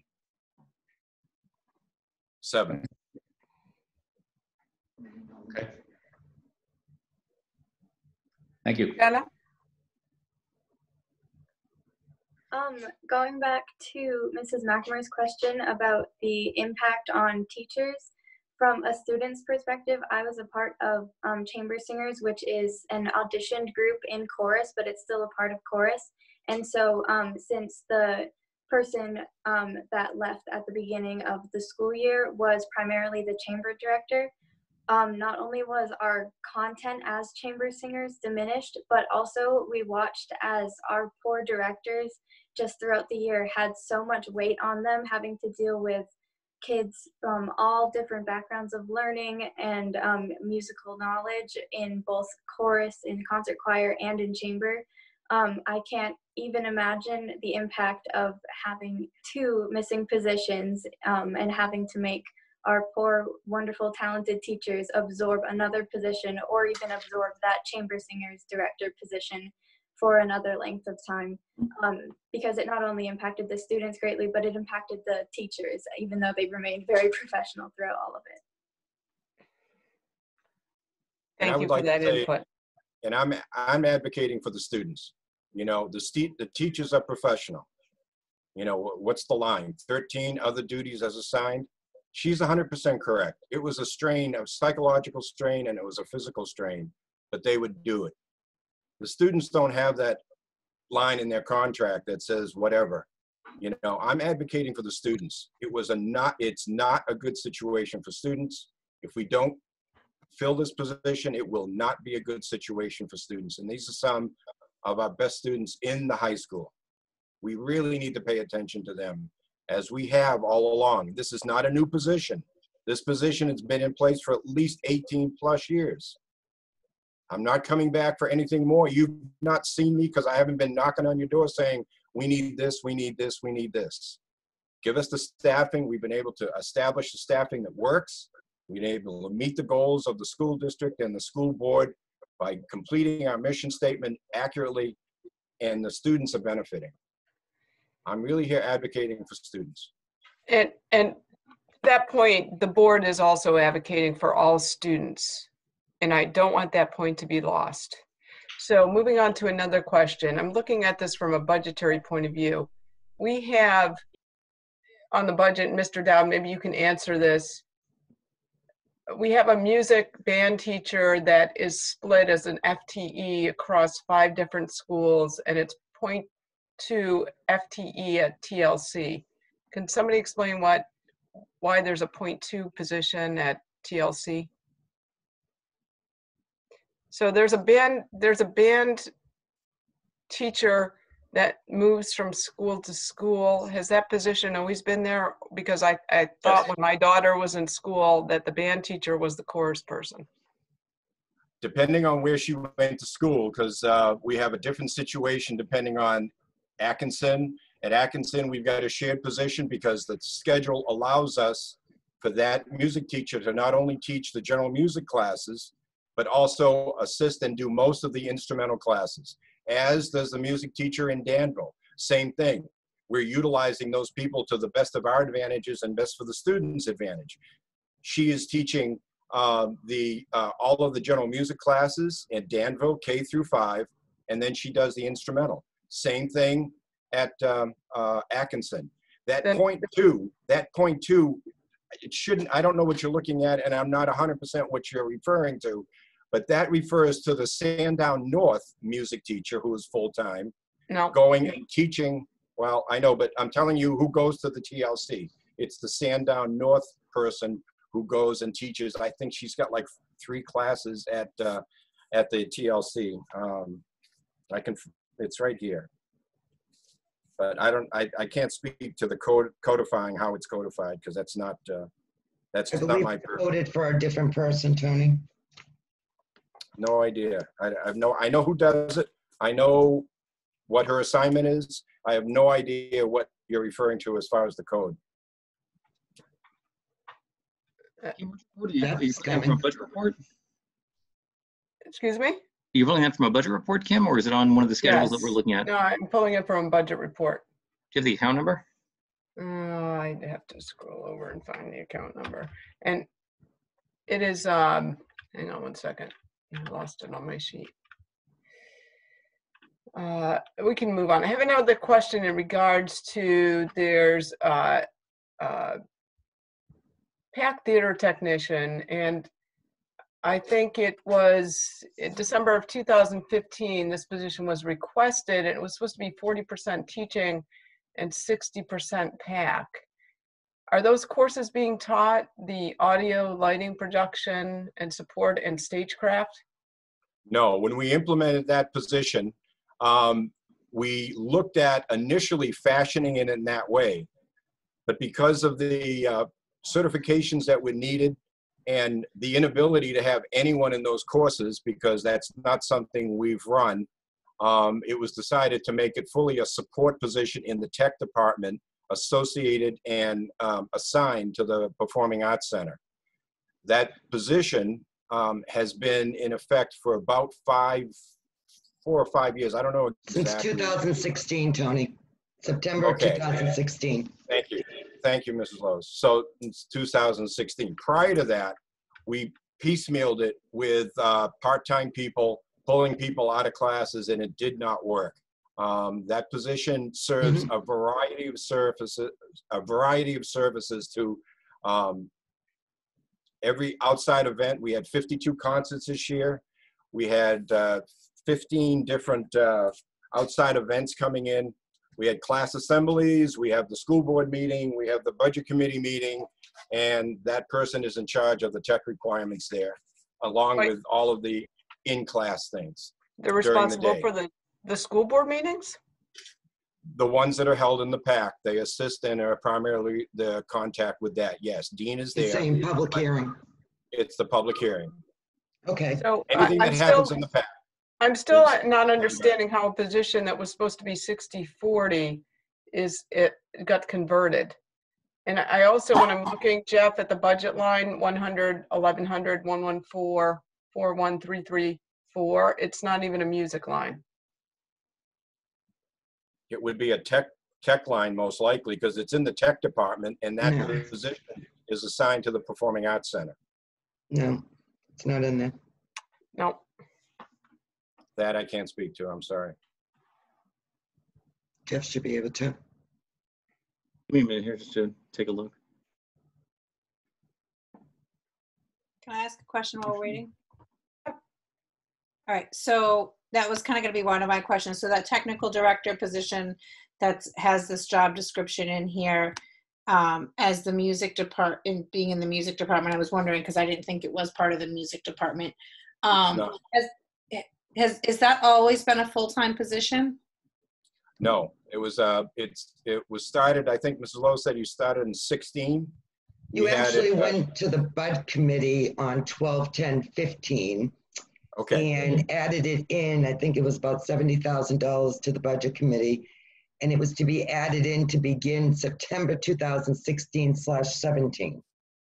Right, and I think that sounds accurate. That's exactly when we initiated. Prior to that, we did it in several part-time people, and it was not working out because of the fluency and the frequency of events that we have during the school day. Class assemblies, class meetings, special guest lecturers that come in. It was not working out. What I was asking though was in 2016, when that position came online, that position came online as a full-time position? Yes, ma'am. But it was not teaching those classes. I forget who was just talking, what Kim was saying. So it came, okay. It was supposed to be 40% teaching, 60% PAC. If I went back and watched the meeting actually. And it was called a theatrical production instructor. And there was supposed to be 2 classes associated with that, but they never happened. The classes just never came to be. Oh, they never did. And then the description of that job changed to some point to a technical director. Right. Now, it was a support position. That's where I got not confused. A professional position. That's where I got confused, to be honest with you, because all our directors are admins. Yeah. No, well, okay, maybe it's in the semantics of the word, but right, that's where I was. Position. I was very confused about that, but it's a support position. Right. However, it's under a para-educational assistant line. So, I can't speak to right, that. Jeff needs to speak to that, why it's under that line instead of in the music department or in the tech department or any of that. Now, from what I read at, watched at BudCom too, Jen, that this position was also supposed to be, you know, helping kids out, teaching them how to live stream and use the PAC equipment and set up lighting, and those classes didn't happen. But now looking at the description, Mr. D, it says that this position mentors kids. Yes, that's accurate. They're not, Okay. he's not teaching an official class. Again, because of the certification process, and that for us to be able to do that, that was not accurate. All of this, all of the texts that he have are volunteer texts that come in, mostly after school, and work on the numerous events that are in there. They work on the lighting, they work on the sound, they work on the video, and they work on all of those aspects. But is it an official course that's graded? Is it an official course that's going to show up on their transcript? No. You know, we've got one student right now, because of the experience he received through us, he's going to major in that very thing, in sound recording and technology, because of the experience that he got there. Okay. And he's not the only one. Why don't we have somebody certified in that position so they can teach those classes? I'm sorry, I missed the beginning of that. I said, why don't we have a certified instructor in that position? We did not have the classes there, and what we just went through with Latin, we have no enrollment in any of those classes. They are not offered. And again, the decision was made with the administration at that time to turn it into just a support position versus a professional position, and get across what we need to get across through mentoring, through the after-school activity. We have all kinds of students down there that position is mentoring and getting the same thing across. In the future, would we like to do that? Yes, perhaps. But right now, we're feeling like we're serving the needs of the student by getting them the information and allowing them to do what they need to do up in the tech booth, in the areas of sound, in the areas of video editing, in the areas of lighting, and in the areas of sound production. We're giving them that experience, but it's just not going on their transcript. So Kim, I want to get back to that, because when we asked the question about live streaming, right? Remember, we were having all the problems with live stream. We couldn't get our meetings live streamed, couldn't, you know, all that stuff. Yeah. And we were told the kids couldn't touch this equipment. Way too technical, way, you know, can't touch this stuff. But yet we have these kids being mentored, touching thousands and thousands and thousands and thousands of dollars in the PAC, learning how to do lighting and audio and all this. But when we asked for simple live stream, which was supposed to be part of this class, by the way, that was supposed to be happening, we couldn't get anybody in. No kids were, you know, couldn't get a kid interested, couldn't get anybody in because the equipment was so expensive. I don't know anymore. I just wanted to make that point, but with this, I'd really like Jeff to answer to the fact why this is under the educational assistant line and not under the PAC or not under the technical lines. Right, it's under an educational assistant line. It's the next numbers, the 41, that's the Department of Music, district-wide for 33 and the 4. So it's under general ed, education support, music. What's the salary for that line, Jeff? I don't know if I have that right in front of me. I'm just wondering, because is it the same position? I'm confused about the positions. I'm sorry. Because we have a position, I don't. I'm curious if we can kind of go back to the point of this presentation, which was to discuss the staffing and the vacancies that are currently. That's what we're doing, Sarah. We're discussing staffing. So don't cut me off. I have the floor, Sheila. I had a question. Please do not cut me off. All right. I was looking. Take it down. Take it down a little bit. Don't. You're okay. Sheila, cut it out.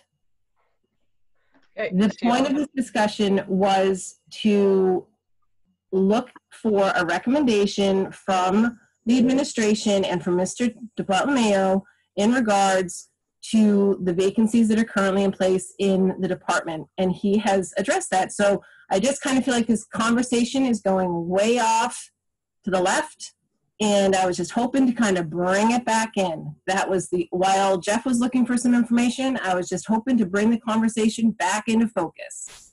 We're looking at staffing in the department. That was the chair's job. We're looking at staffing. So I don't think it's off track to be looking at it holistically. And I am still wondering why I don't have adjunct people in the math classes, Mrs. Allaire. Or a mentoring program for my top students that are looking to go to some of these elite colleges after school. Why I don't have somebody providing that for them? To my knowledge, that's never been, raised. We can certainly have those conversations through curriculum and assessment. We do have multiple clubs that provide opportunities like that, but not directly in the classroom. And then, as you know, accelerated courses that provide more advanced opportunities for academically motivated students in those content areas. But to my knowledge, there's never been conversation around having an adjunct in a math classroom. But if you'd like us to look at that. No, Sandy, no, it's fine. It's a rhetorical question. It's just, I know where we stand academically in math and science. I'm a musician myself.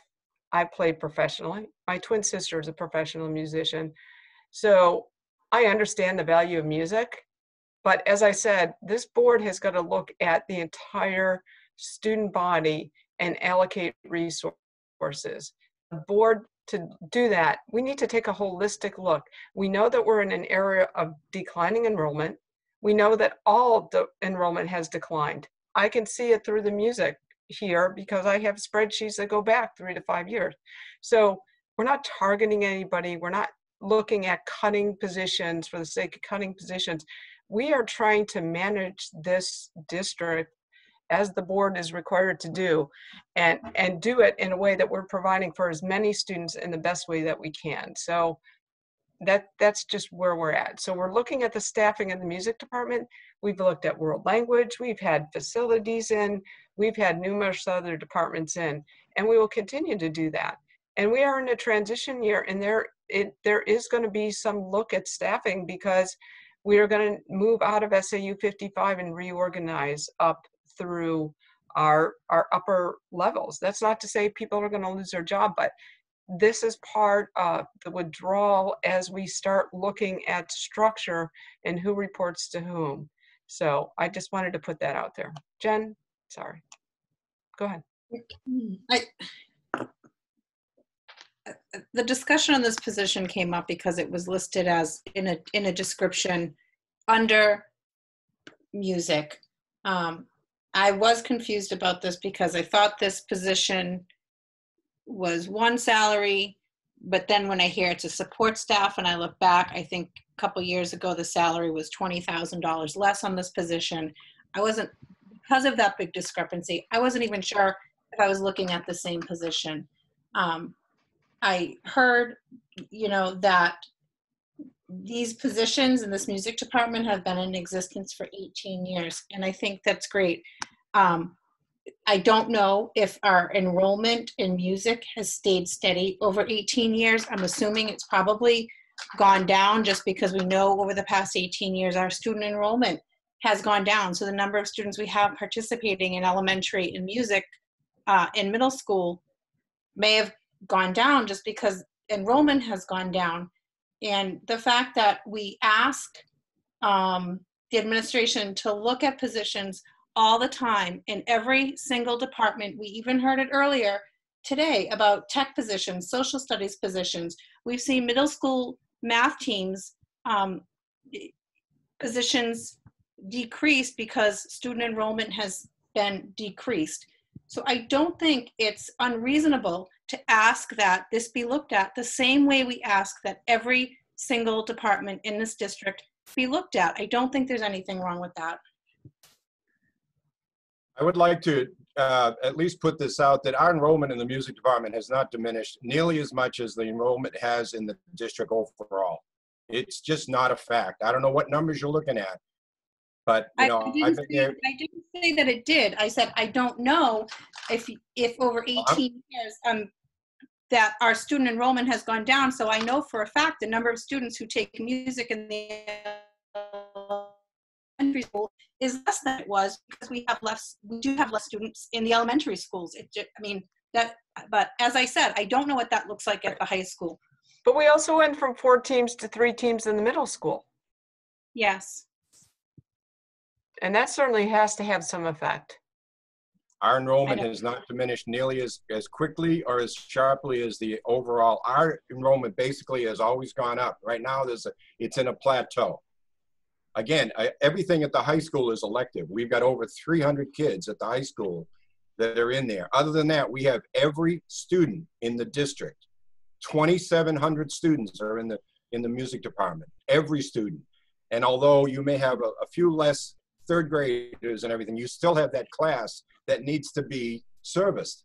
Instead of 22 kids in there, there's only 18, but that doesn't ameliorate, that doesn't do away with that third grade class.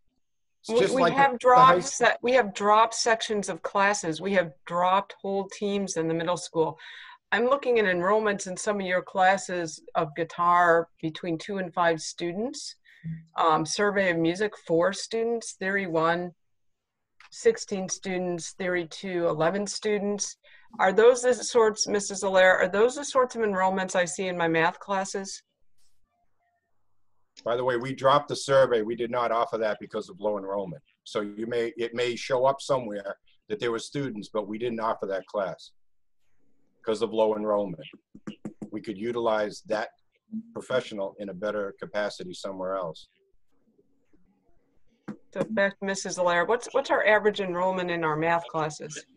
Dr. Fair, I don't have that in front of me. I know that we provided, I believe, enrollment for our 2019-20 classes to the board last fall. I don't have that in front of me. It's certainly something we can look up for you. But no, it's fine because I have it right here. Okay. It's roughly 20. Those theory classes, though, those are electives for upperclassmen, and they're very beneficial for any student that wishes to continue on with music after high school. And having that smaller class range is important because they get into some very complex stuff. And so if you have a class, and it's an elective, so it's going to, by default, have a slightly lower enrollment than a math class, which you can't compare to because it's a required course for graduation. So sorry, go ahead. Say that every class at the high school is an elective. Those 300 plus kids are there because they want to be, not because they have to be. Yeah. And that's the same for theory class. Our very best musicians on top of that are in theory. And it's a specialized accelerated class. Right. Yeah. I think this whole thing started about a month ago when Louise Paycheck retired. So it's pretty clear to me, and I have no any of the expertise that a lot of even board members have, but definitely you, Tony. But common sense tells me you're going to fill Louise Paycheck's job. I haven't heard any board members saying, well, I know there's a lot of people in the general public talking about music and Tim Lane being under attack, which I don't quite see it that way. But I think if you break this thing down to these 3 positions, you clearly need a strings teacher. You're going to have to do something with your course teacher. Now, if you want to talk about doing something with this administrative person, if that job, and Tony and the administration would know more about that than us, if that particular position could be combined, if that's what you're talking about. But I don't see how you can combine and deal with the course teacher or the strings teacher. I just don't see how you can do that. Not effectively. It really can't be done. Yeah. Sheila, and then I'm going to ask Dr. Sheila, go ahead. No, what were you going to say, Kim? I'm going to ask Dr. Metzler for his recommendation here, if he supports the recommendation of the music director. Thank you, Dr. Farah. You know, I've had the pleasure of working with Mr. DeBartolomeo for, you know, all of my years here in New Hampshire, and nobody does it better. I trust that his recommendation is the best recommendation for our music department, and I would support Mr. D in anything that he recommends, because I think, you know, it's been said over and over how proud we are of our music department. Yes, it's funded. We really, I mean, we're resource rich. There's no doubt about it. That's not up for debate. But I think the product speaks for itself, and I'm not sure we could deliver that same product when we start trying to do apples to apples with different programs. Certainly, that's something we're trying to do district wide. We'd love to hold everything up to our music program and our wrestling program for that matter.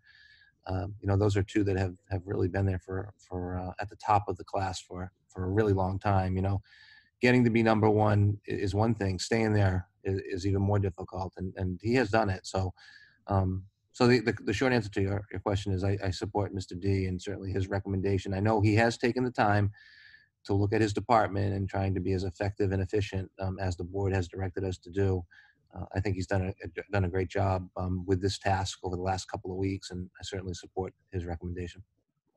So I'd like to go back to your comment on resource rich, and explain that a little bit more as to what you mean and why we can't have that in other departments. Well, resource rich, what that would mean, and I've used that term to describe the entire district. You know, the taxpayers in Timberlane have done such a great job supporting public education long before I got here and will long after I'm gone. It's we have resources, we have technology resources, we have resources in music, we have resources in all our departments. And I don't want to mislead you by saying we couldn't do that in other departments. I certainly would hope to, but I think this is something that's been built for 3+ decades with the same director. So, you know, we look at our music program and our wrestling program, and I've made that very clear over the time here, is like every department should be looking at those departments. They're very competitive in what they do. They hold the people that they have accountable, and they deliver. They deliver championships. They deliver, you know, state champions in terms of our music kids and our choral kids and our performing arts. So yeah, that's something we want to do in every department. And I don't want to mislead you to say we shouldn't do that in every department, but it's expensive. And when I say resource rich, it is a department that has resources, no doubt about it, but it's something that was built over a long period of time. Sheila? Couple of things. I would like, I think it would be smart, and I would really appreciate it if we could direct Mr. D and possibly Sandy Allaire, whoever else gets involved. But I would like to go back to looking at that 40% teaching on the technical director. I think we should at least ask students if they'd be interested in something like this. I think it should be looked at again. It's been 5 years. So I don't understand what you're asking them to look at, Sheila. What are you wanting them to do? Make that I want them to see if there's any interest in those 2 classes that was supposed to be added to begin with. But we don't have somebody that can teach them. Correct. Deal with the staffing here first. Well, they can't get certified. I mean, I don't understand how, you know, I know we didn't have the interest, but if we're mentoring 15 kids, isn't that the interest? It is. That doesn't mean they're going to have the time in their schedule to sign up for it. And by the way, there's another fiscal aspect to this. By converting it into a support position, it was far less expensive for the district than creating a professional position for that. Again, courses we would have need to develop the courses, all the way through CNA, getting textbooks, and we're getting the point across now. We're getting, I think, what we need done. The kids who are interested are coming after school and doing what they need to do. I'm all for it, but okay, that's fine. It wasn't the intent of the of the position, Mr. D. When this position came to the budget committee, that wasn't the intent. The intent was a 40% teaching position. And that's where I'm getting lost in this. Jeff, did you ever find the salary on this? Don't have it right at my disposal at the moment, Sheila, sorry. No. Okay. Dr. Farah, if I could, just to Sheila, if it's okay, could I Yeah. answer the first part? You know, the what's interesting is what Sheila alludes to, or actually says. It's very similar to how the Latin program was built. You know, initially we started with a couple of classes and we grew the interest. I don't think what Sheila's asking us to look into is something that we can't look into. It certainly has merit. You know, and I'm not suggesting that we'll be able to do this overnight, but it's certainly something that we thought enough of it when we first brought it up that it was a great idea, and we certainly had a goal, a school board goal, to help train students in this very area. So I think, you know, we might be able to marry the goals with some of our previous kind of intentions with what we have for a position and what we might be able to do down the road. I don't think what she's asking is unreasonable. I think it's something we certainly could look at. Like I said, I only caution it's not something we could, you know, pull off overnight. I don't believe. I don't believe you could do it overnight either. And it's just certainly not going to happen for the fall.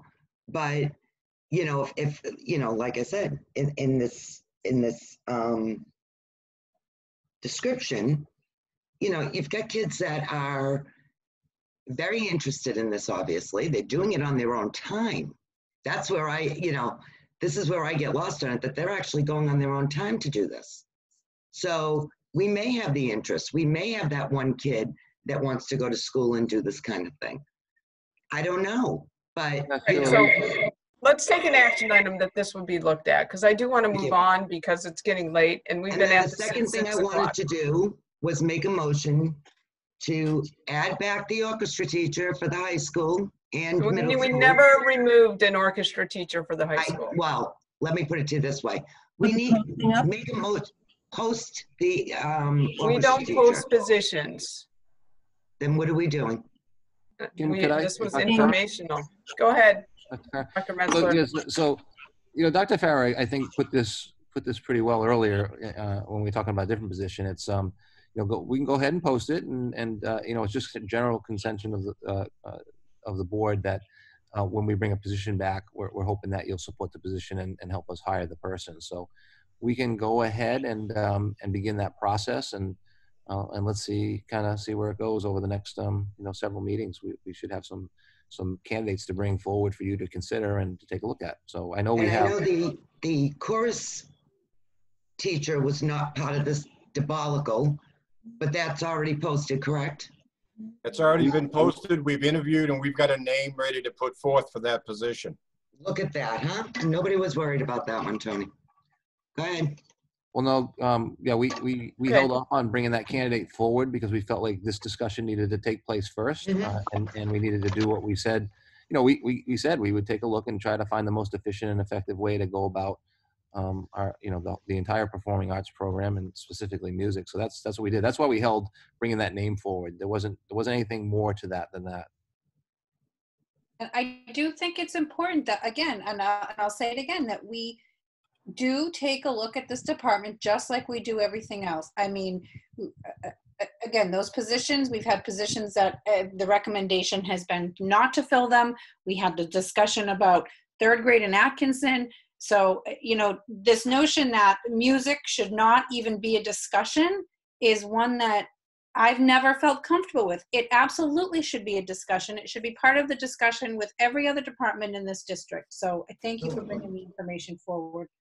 Jen, with all in all fairness, though, you know, Mr. D goes through the same process as all of our principals and directors, you know, athletic director. You know, this is what we do in the fall. I think, you know, one of the things about having a separate school board and budget committee versus a school board that actually is the budget committee, I think that's where I think some of this we kind of get crossed over a little bit here, because the discussions we're having now are discussions that we do have those discussions in the fall before we bring those positions forward to the budget committee and before the budget gets rolled forward. Now, you know, some years they're more in depth than others, and it really is at the spirit of the budget committee or the school board in any given particular year. So you know, this is just, we're kind of taking a look back at what we just did. And we're certainly, we do this every year in terms of, I know I keep saying the two words, effective and efficient kind of use of the resources that you provide us. And I just, you know, music doesn't get a pass. So I don't want anybody to think that nobody looks at music, because Tony goes through the same thing, the same red Oh, pen. I'm not saying nobody looks at it. I'm saying it's, I'm glad we had the discussion, because as a school board representative, I heard from two very distinct groups. Unity. One group seemed to be saying, don't look at it, don't touch it, just do this, and you shouldn't even be looking at this. And the other group said, no, yes, you should be looking at this. So I just think it's an important discussion to have. And you know, I mean, I think it's sad and unfortunate the way it went down. Like I said, the last meeting, I don't think the fear should have been in students and put out there that, I mean, they have enough to worry about. They should not be worried about not having their music programs. I think that was very unfortunate, but I'm glad we can move on. Thank you. No, it's and Kim, just final thought on that. You know, it is the most challenging work in the world is when you're looking at something that's already great and trying to make it better. You know, it's easy sometimes to find things that aren't really going all that well and improve them. You know, the music programs are incredible, and to, you know, to make it better, more efficient, more effective. I know that Mr. D has been doing that for over 3 decades, and will continue to do so. So we'll take that directive, Dr. Farrer, and kind of take a look at all that and see what the fall looks like and what we bring forward. You know, but we can have it just as an agenda item again, maybe later in the fall, like kind of an update, if you would. Okay, thank you. Moving on to the food service update, and there's an executive summary here. Is there going to be, I need some direction on what you would like me to do with these 3 positions. I would really like a clear definition. If I'm posting them, am I interviewing? And all of that. We've already delayed it for at least 2 weeks, if not more. So I'm hearing that we can post the string position, and I can put forth the choral position, and I can advertise, and the post for the secretary is already out there. I can interview for that and put that name for the next school board meeting. That is not our job, Mr. D. I think you should talk to Dr. Metzler about how to proceed. Okay. We don't post or take down postings, and the board approves nominations that come to the board. So thank you for that. Thank you for the information. Thank you. So moving on to the food service update, this just shows that we've had a drop in students that we're serving, and that there's a temporary waiver until June 30th. Do we anticipate, Mr. Dowd, that will continue? Well, I don't know. There are different waivers, but none of them really apply to the programs that we run right now. By way of update as well, we have, looking at the numbers that just came in this week today, looking at students served this week of 291. So talk about coming full circle. That's down 13.6%. So we're just a little bit below. This is the lowest number we've been at. We're a little bit below where we even started out at. I would anticipate that if we did not proceed, if we were looking to continue with a program that did offer reimbursement, and we don't have that, I would anticipate that our last day of food service would be on June 29th, on Monday. Okay, great, thanks. And then I had asked to see a breakdown for the board members, the position and the staffing for food service, to break it down between Whitson's and Timberlane. So you'll see there are 15 Timberlane employees, 18 Whitson, for a total of 33.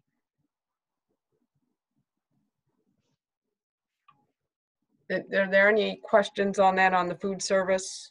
Kim, could you say that again, please? What? On numbers. There are 15 Timberlane employees and 18 Whitson's employees. Thank you.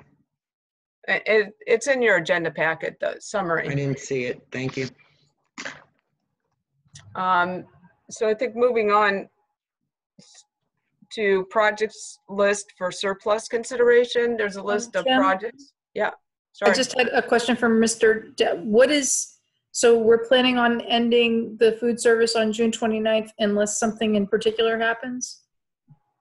This program obviously has been very fluid. The waivers that have been offered have been very fluid by the USDA, which is the federal, not oversight, but the federal agency.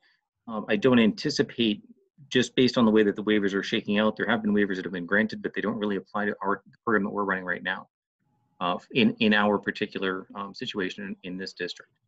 So I can certainly keep my eye on that and see they have been, issuing these, I don't want to say by the seat of their pants, but they've been issuing them. Obviously, we're in a very contemporary situation on all regards. So right now, I don't see a program. I don't see our program being extended.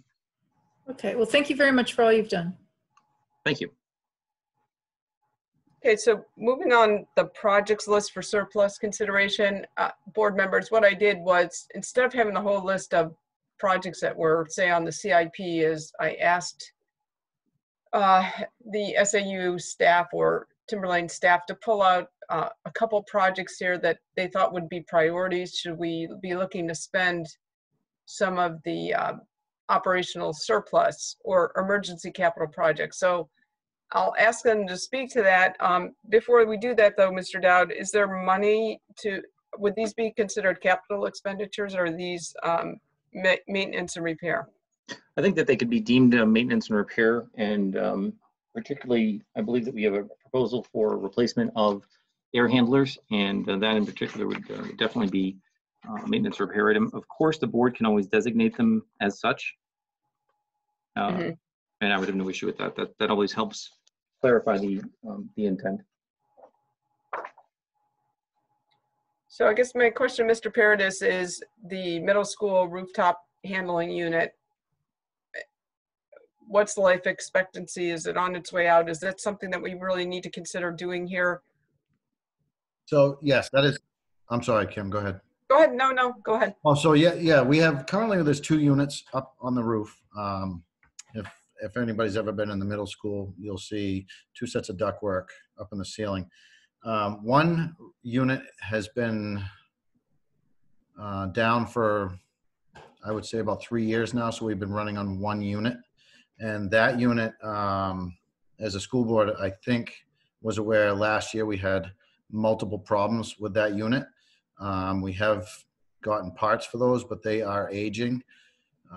There is no air conditioning in that gym as of right now. So that would be my recommendation, is if we replace those units, upgrade those units, then we do a heating and air conditioning at the same time.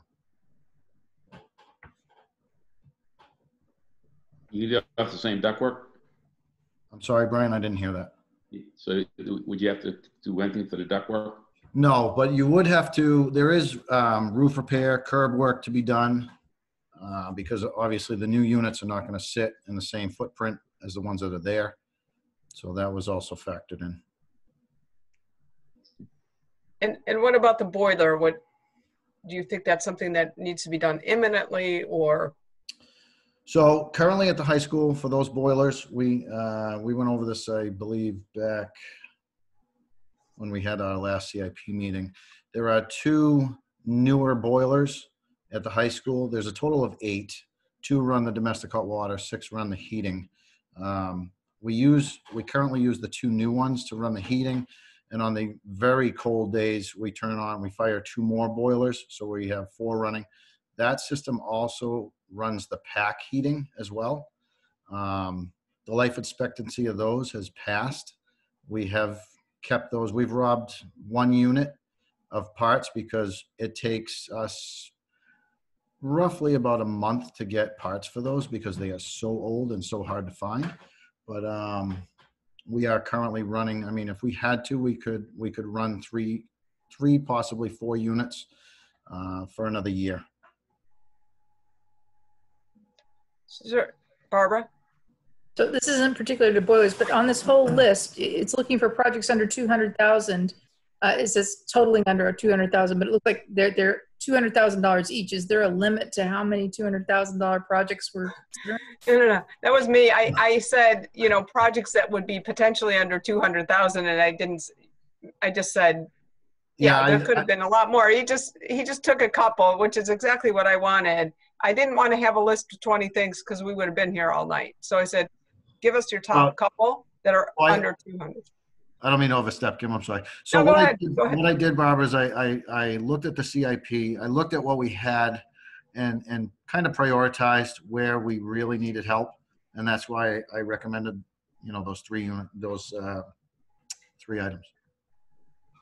Gary, if you wouldn't mind, I know that as we've been looking at what being back in school, having school back in session in the buildings will look like, certainly the introduction of fresh air into the buildings has become more of a prominent issue than it has in the past. And I think that with the rooftop heating AC units, there is a capability of increasing, obviously, the fresh air coming into the building, and that those units would be able to temper the air coming in, so that we would have, the fresh air coming in would be warm when it comes in. That may be a consideration in this environment. That is, Jeff, thank you. But yeah, we are looking into that as well as possibly doing, on a cool day, 100% fresh air intake that is tempered. So we are looking at that as well. Sheila, then Jen. Oh, Kim's there. Couple of things. Is this roof already been replaced, or is this one of those roofs that we have to replace? No, so this roof is only 13 years old. It is still under warranty I believe we have a 30-year warranty on that roof through Firestone. And that's going to be fine with moving this air? Yes. Okay. Second question is for you, Jeff. Where you're talking about air handling in COVID, would this be part of a reimbursement from the government? Not at this time, unless additional funds are made available. We're fairly well allocated on that in that area. Really? So we wouldn't be eligible for anything back? I don't think so, because I think we've been able to allocate what we have so far. But to your point, Sheila, I think it's a great point, and I do think that if we had an abundance or we had additional funding, I would certainly think that this would be something that we would be able to put in under a grant. I just don't think that we have the room for it. I think we've already been able to utilize the funding that we have. Okay. And the next question is how much money is around to do this? Any of this, Jeff? Oh, we would have the funding to do the rooftop units. We'd be looking at surplus in the $1.5 million spendable surplus in the $1.5 million range. So we're still at a 1.4, 1.5 for a surplus? In that area, yeah. Really? Okay. Okay. Thank you. That's a lot of $200,000 projects. I was just asking, not to jump too far ahead, but the dollar amount being the 200,000, was that targeted, or how does that tie into this surplus revenue later on in this agenda packet? It doesn't. That was just a breakdown from my previously disclosed and projected 350,000. I think Sheila had asked for a breakdown of that. I'd asked for it. Yeah. Yep. What the source of that was. Oh, okay. So that's not, so that 350,000 we'd already discussed and included. That's not something that we're. That's just the detail. Yeah. So does anybody have a motion? I mean, so we're looking at a surplus of around $1.5 million, but it sounds to me at least that we probably should consider this middle school rooftop as kind of a repair that needs to be done, especially given the need to be circulating air around.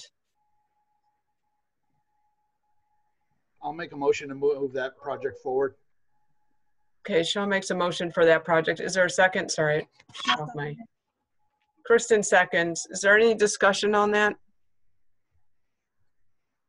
Okay. Kat, can you take a roll call vote on that? To approve spending of move. I don't even know if we need a vote on this. Do we need a vote? Yeah. Solicit as action. So let's take a vote on moving forward with purchase of a rooftop heating unit.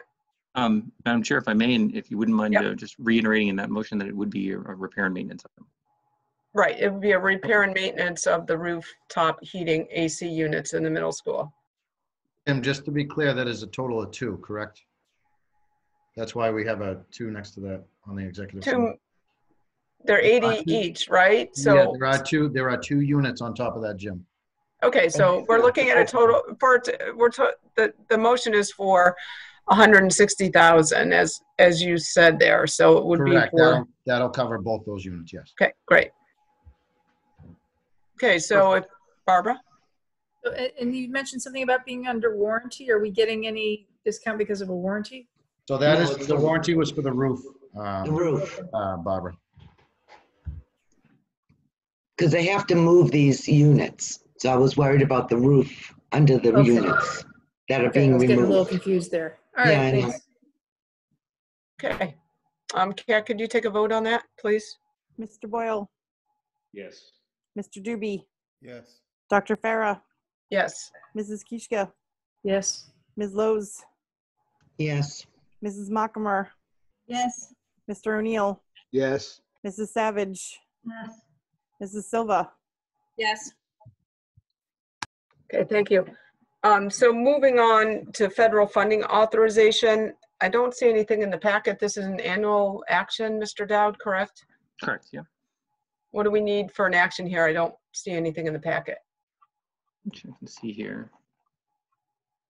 unless it's out of order that I don't see it. It's under the, Kim? Yeah.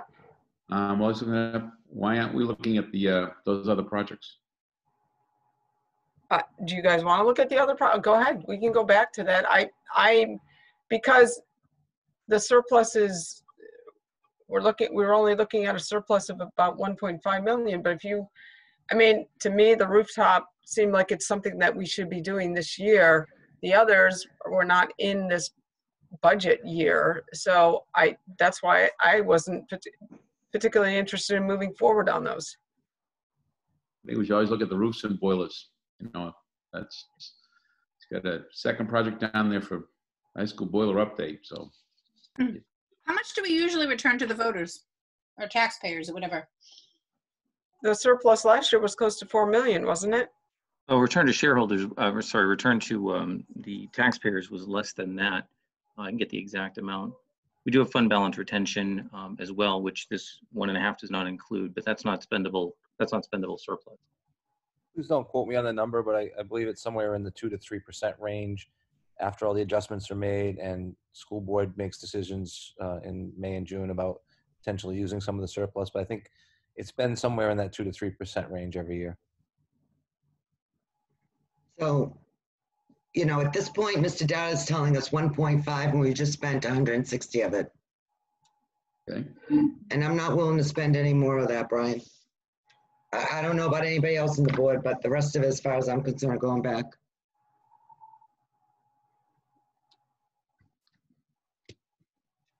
Barbara, sorry. So it looks like several of those projects are already in progress. Are they funded?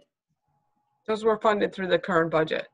Okay, so these are all already funded. These are not coming from Correct. the surplus. Okay, thank you. So Brian, are you making a motion for the boiler, or does anybody feel that that should be added this year? I'm just. Well, okay. So when I see, because Gary's still on here, Gary, you have an estimate here of 225, and you say it might be more like 200,000.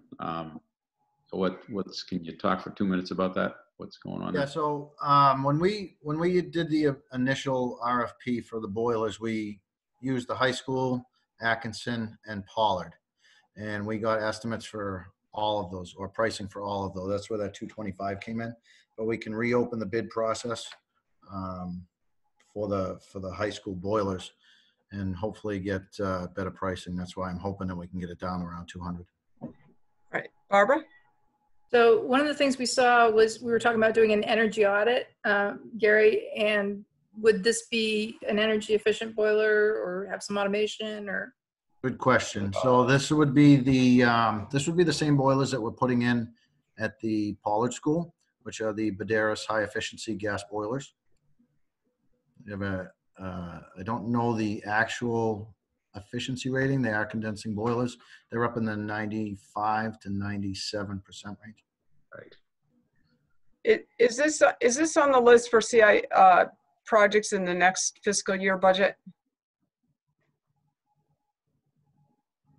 Is this in the next budget?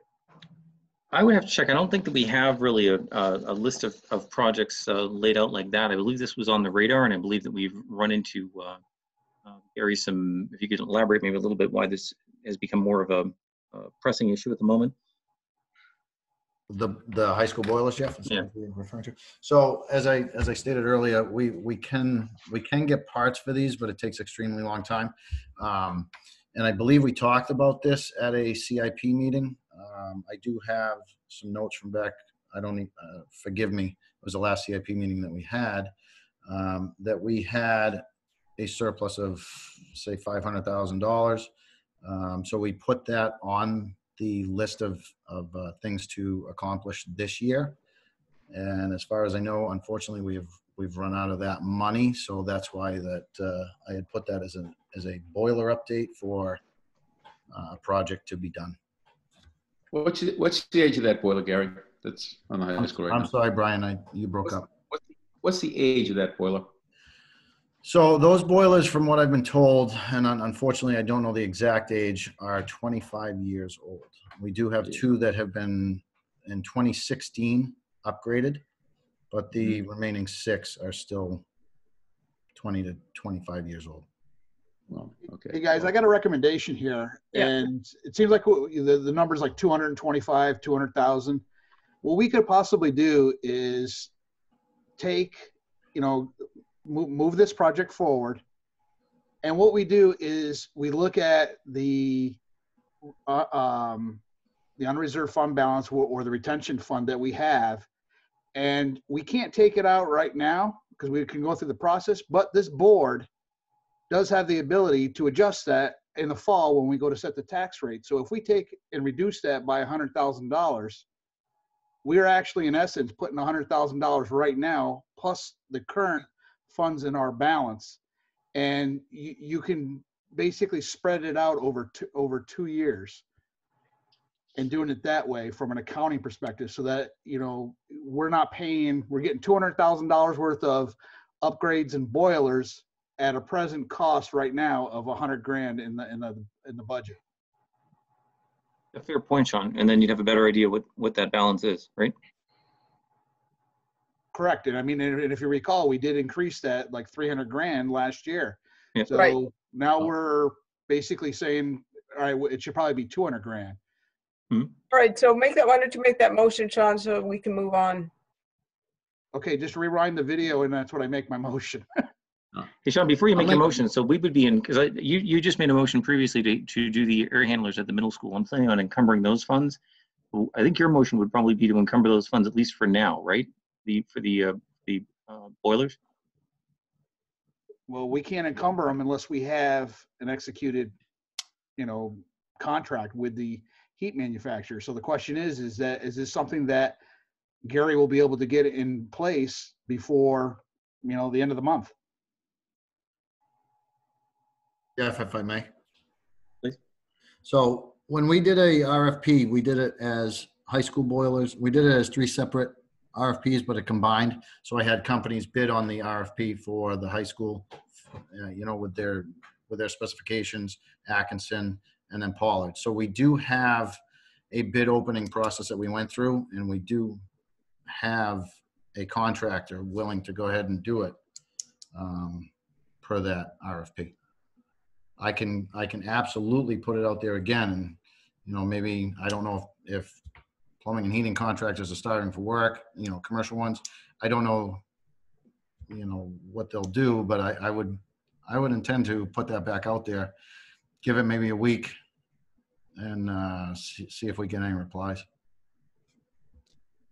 Bottom line, Gary, we just heard that you're having, first of all, it's an old boiler. You're having trouble getting parts. We've got money sitting right there. We should do this. And everything you buy is more efficient. Just how the world is whenever you buy any of this equipment. Well, we're looking for a motion, Brian. Make a motion. Okay, I'll make a motion to update the boiler for up to $225,000. It's a motion. It's a second.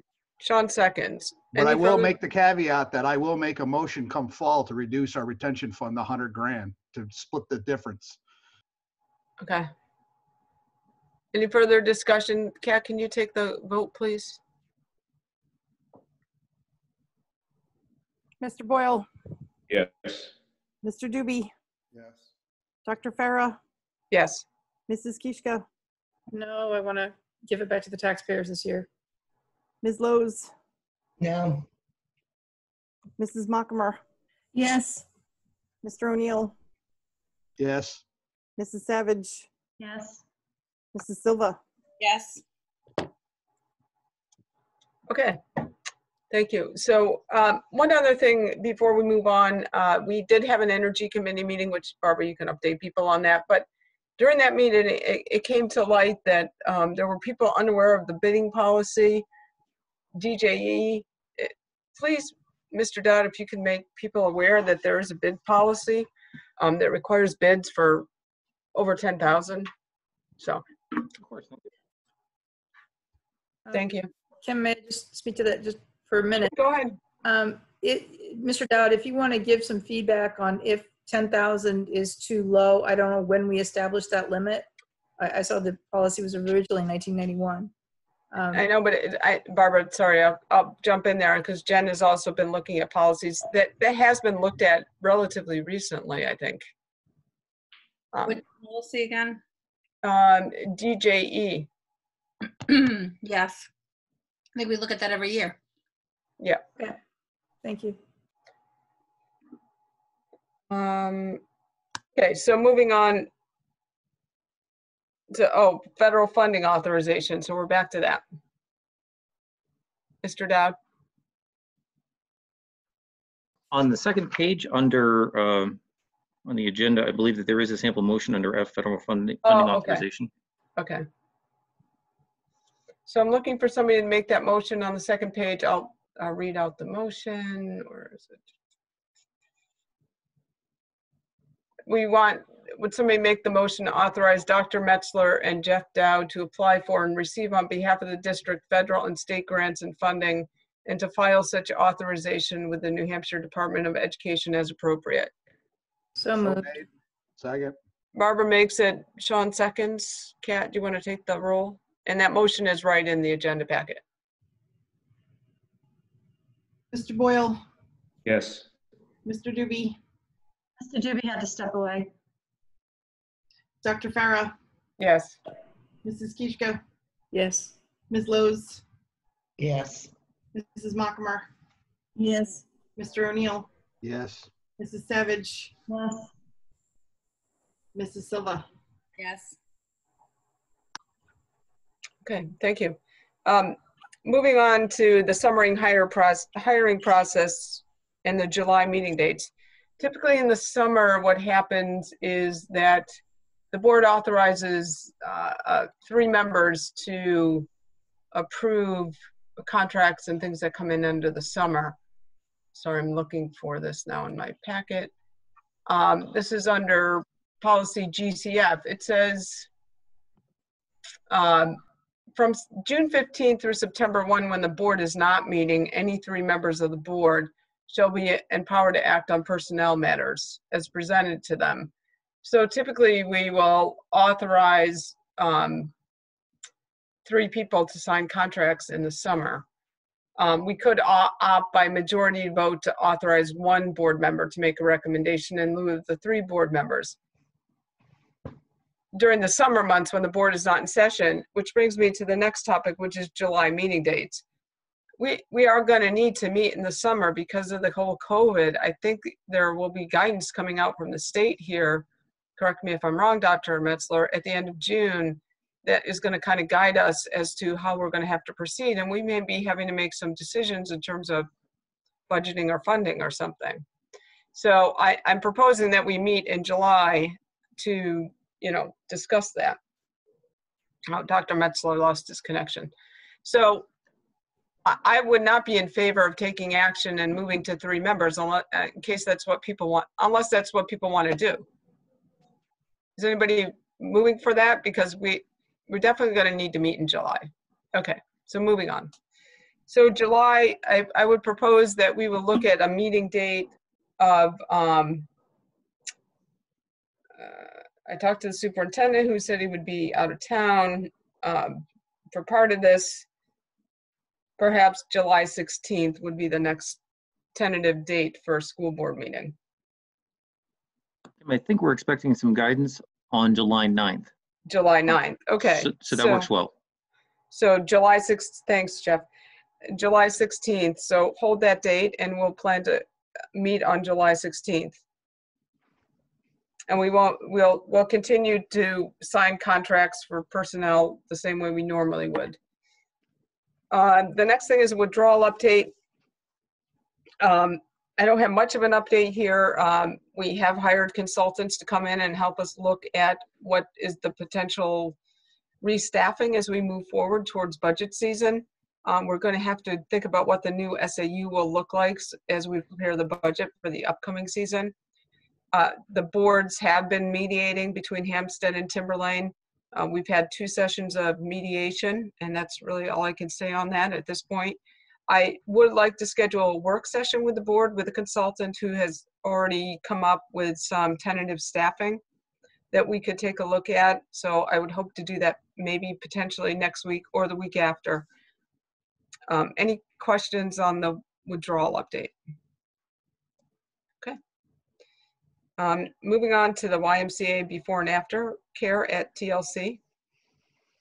Hi, good evening, everybody. It's Jen Marino, principal at Sandown Central. I just wanted to share some information about the YMCA program that we're hoping to bring on board at Sandown Central for before and after school care. And I know I developed an executive summary. The reason why this came about is for the past few years, I'm going into my 4th year in the building, but every year parents call and ask if there is a school-based childcare before or after school, because our school starts at 8:45 and 9 for preschool and kindergarten. And as most families are working a little bit earlier than that. And unfortunately, we didn't have that option. So this year I try to look into a few different options, look at companies that were doing that. And we found the Y had the best program. It gives financial support to families. It's already been established in 2 other towns in the district. And so what I did in probably in the late fall in November, I surveyed parents in both schools just to see if there was some interest. I just want to see before we went forward to explore. And we had over 60 people respond, and over 40 responses said that they would be interested. And so we worked with the Y and set some boundaries and figured out what would work for the school. We've had 3 different times that an appraiser came out, and they love our facility because, first of all, it's empty at the end of the day. We don't have it. 3, 4, and 5-year-olds and 6-year-olds are not yet into organized sports for the school. So we have an empty gym and 2 lunchrooms that are right next to each other with 4 bathrooms. So they would be able to use those rooms for arts, crafts, gym activities, and it's right outside. It has a separate entrance that parents can come and drop off and pick up their students. And it's right next to the playground. So it can be really, really utilized well. So I wanted to see, after we've been in remote learning, if there was still an interest, and I surveyed both schools again, parents, on the 29th of May, which is recently, and I had about 40 families respond, and we have pretty good numbers that said that they were really interested. I wanted to get more detailed this time too, between preschool and grade 5, you know, where the interest, and I know I have that. So we have about 8 families for preschool that said they would be interested, 7 for kindergarten. 1 had emailed today saying that they would be interested for a kindergarten position, 6 in 1st grade, 4 in 2nd grade, 8 in 3rd grade, 6 families in 4th grade, and in 5th grade, 5. So it gives us about 44 students. And to run the program, we just need 8 in the morning and 8 in the afternoon. So it would be run Monday through Friday. There is not a midday. So our school and our building, we do have half-day programs. There would not be anything in the midday, but it would start at 6:30 in the morning until school starts. And then it would be directly after school until 6 p.m. And for the students that are at North, I've already spoke to Sandy 3 times, and we have it established that a bus would come to pick up the students. It's right on the bus loop, would pick them up and then drop them off at North. And at the end of the day, since our school ends later than theirs, they would just be dropped off, go into the entrance, and the Y staff there would just collect them and their belongings, and they would be able to go right into the program. And the other reason why this would be great for the building is that in our building, I know that North would be occupied, but to keep the students, the preschool and kindergartens in the building, and that way they wouldn't have to travel to another school. That's some of the concerns parents have. They don't want to put their child on more transportation than they have to. But I did list the fees and some other information on the executive summary, but we were just hoping for your support for this because I think it'd be great for families in town. There really isn't anything in Sandown that's school-based that they could use for childcare. Shayla, you have a question? I have a few, actually. Sorry. Tracy, good to see you again. First of all, thank you for answering the midday question because I was very concerned about that. I saw on your flyer that it says vacation, holidays, professional development, early release. Where does that happen? Where does the holidays and the vacations and the professional developments happen? That would be, I know, oh, Tracy, do you want to answer that? I believe it would be at the Y in Plastow. Yep. With that, okay. Okay, it wasn't specific on the flyer, that's why I'm asking. The early release, those would be, so how are we getting children on professional development days to and from the Y in Plastow? Are the parents dropping off and picking up?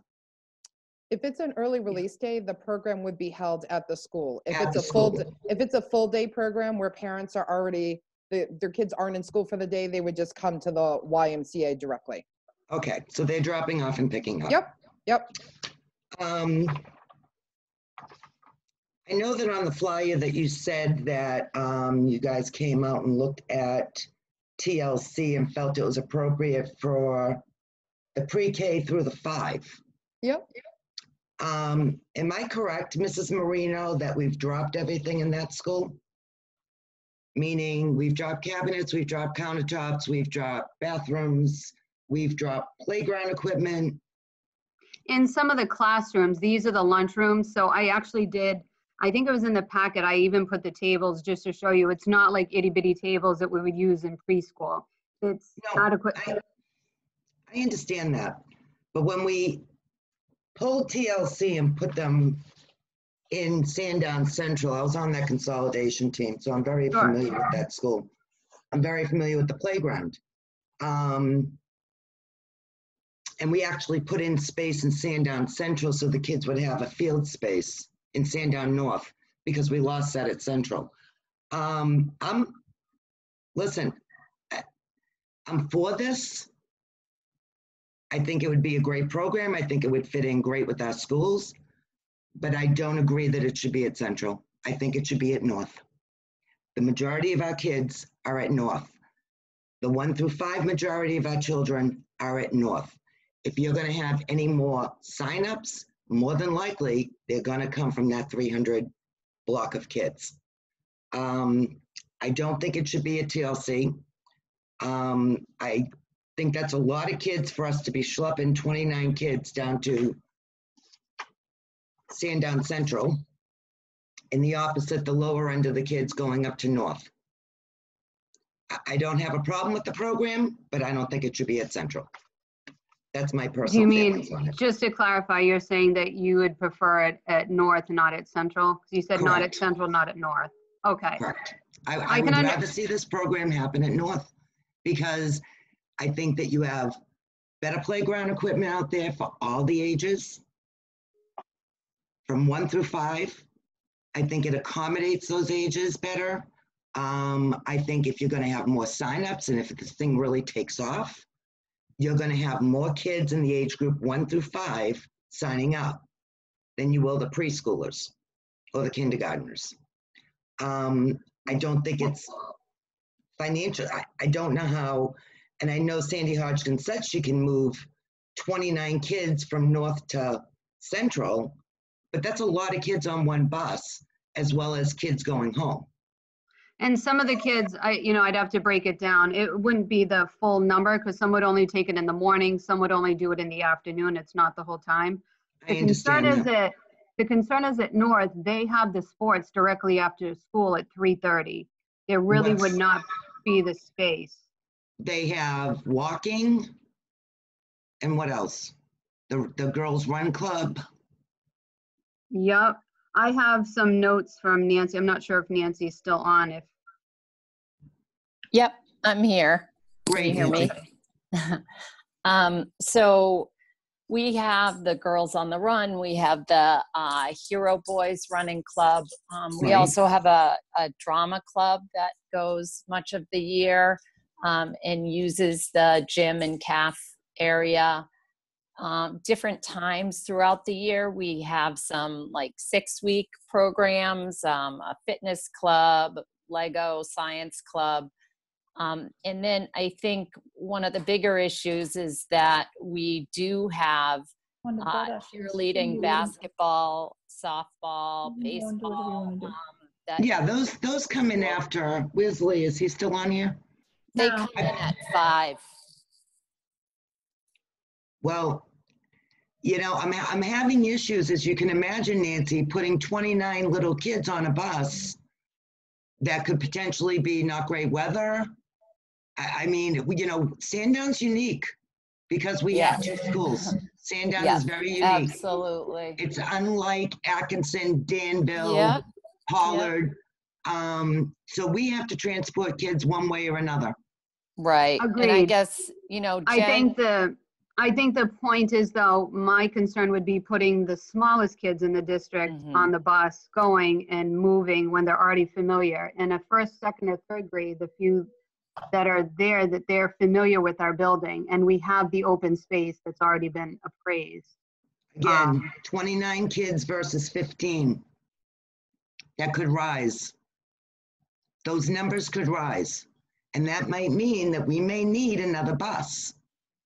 So it could. And I also have some on hold for preschool and kindergarten. They said they want to sign up or are thinking about it. However, they're waiting to see what the fall looks like. You know, they're a little bit concerned. And that's another issue. I mean, we're talking about a program that we don't even know if we're going to be in the schools at this point in the game.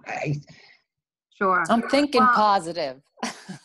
I am too, Nancy. And you know? And I just want to say, because you know, it's been great with Jen, and right at the get-go, she reached out to me and we talked about it and kind of went through what made the most sense. And I've had parents too asking. And so when she put something out, it was great to hear that so many of our kiddos were jumping on it.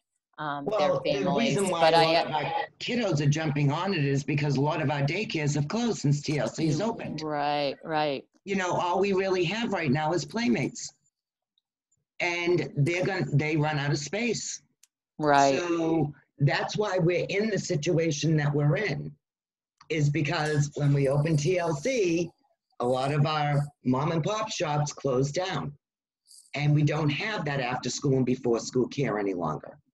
So, I mean, I know how we got here, but I'm having problems with the logistics because of the 2 schools.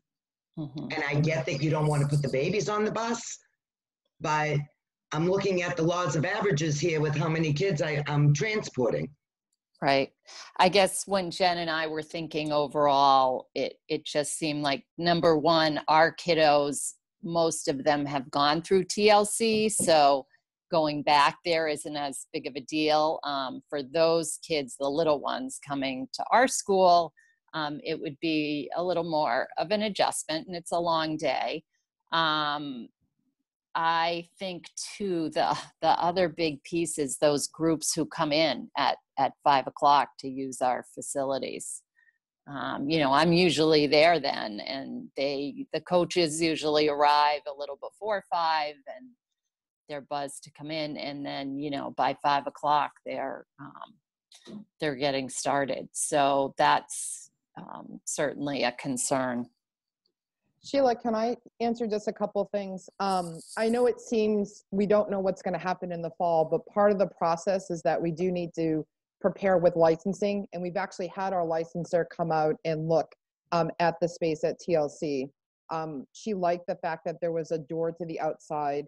She liked the fact that there is dedicated space, which is a requirement. So, I mean, we just know that there's kids to be served. So, wherever we can serve them best, we're happy to do that. And we don't know what the fall will bring, but for us, we have to still go through the licensing process now as if we would be opening, even if the state of New Hampshire decides that, you know, school might be in part remote. I certainly hope not, but we have to I still understand plan. that. Yeah, no, I'm just. But did you look, you know, do you go outside with these kids?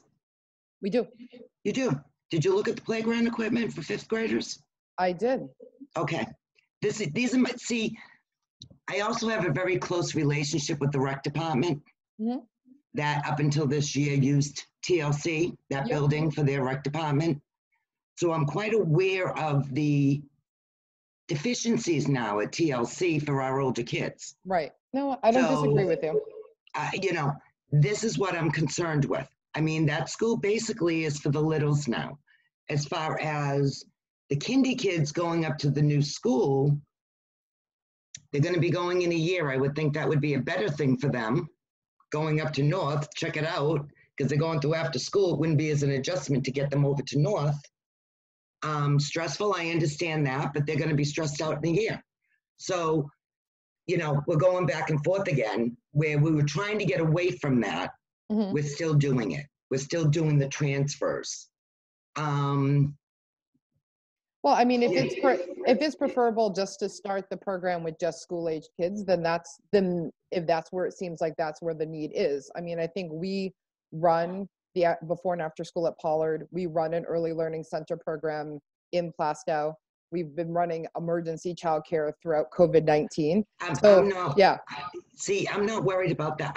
I'm more concerned with the facilities and moving kids. Okay, This is where I am. Yep. So, you know, like I said, I'm very aware of the restrictions now at TLC.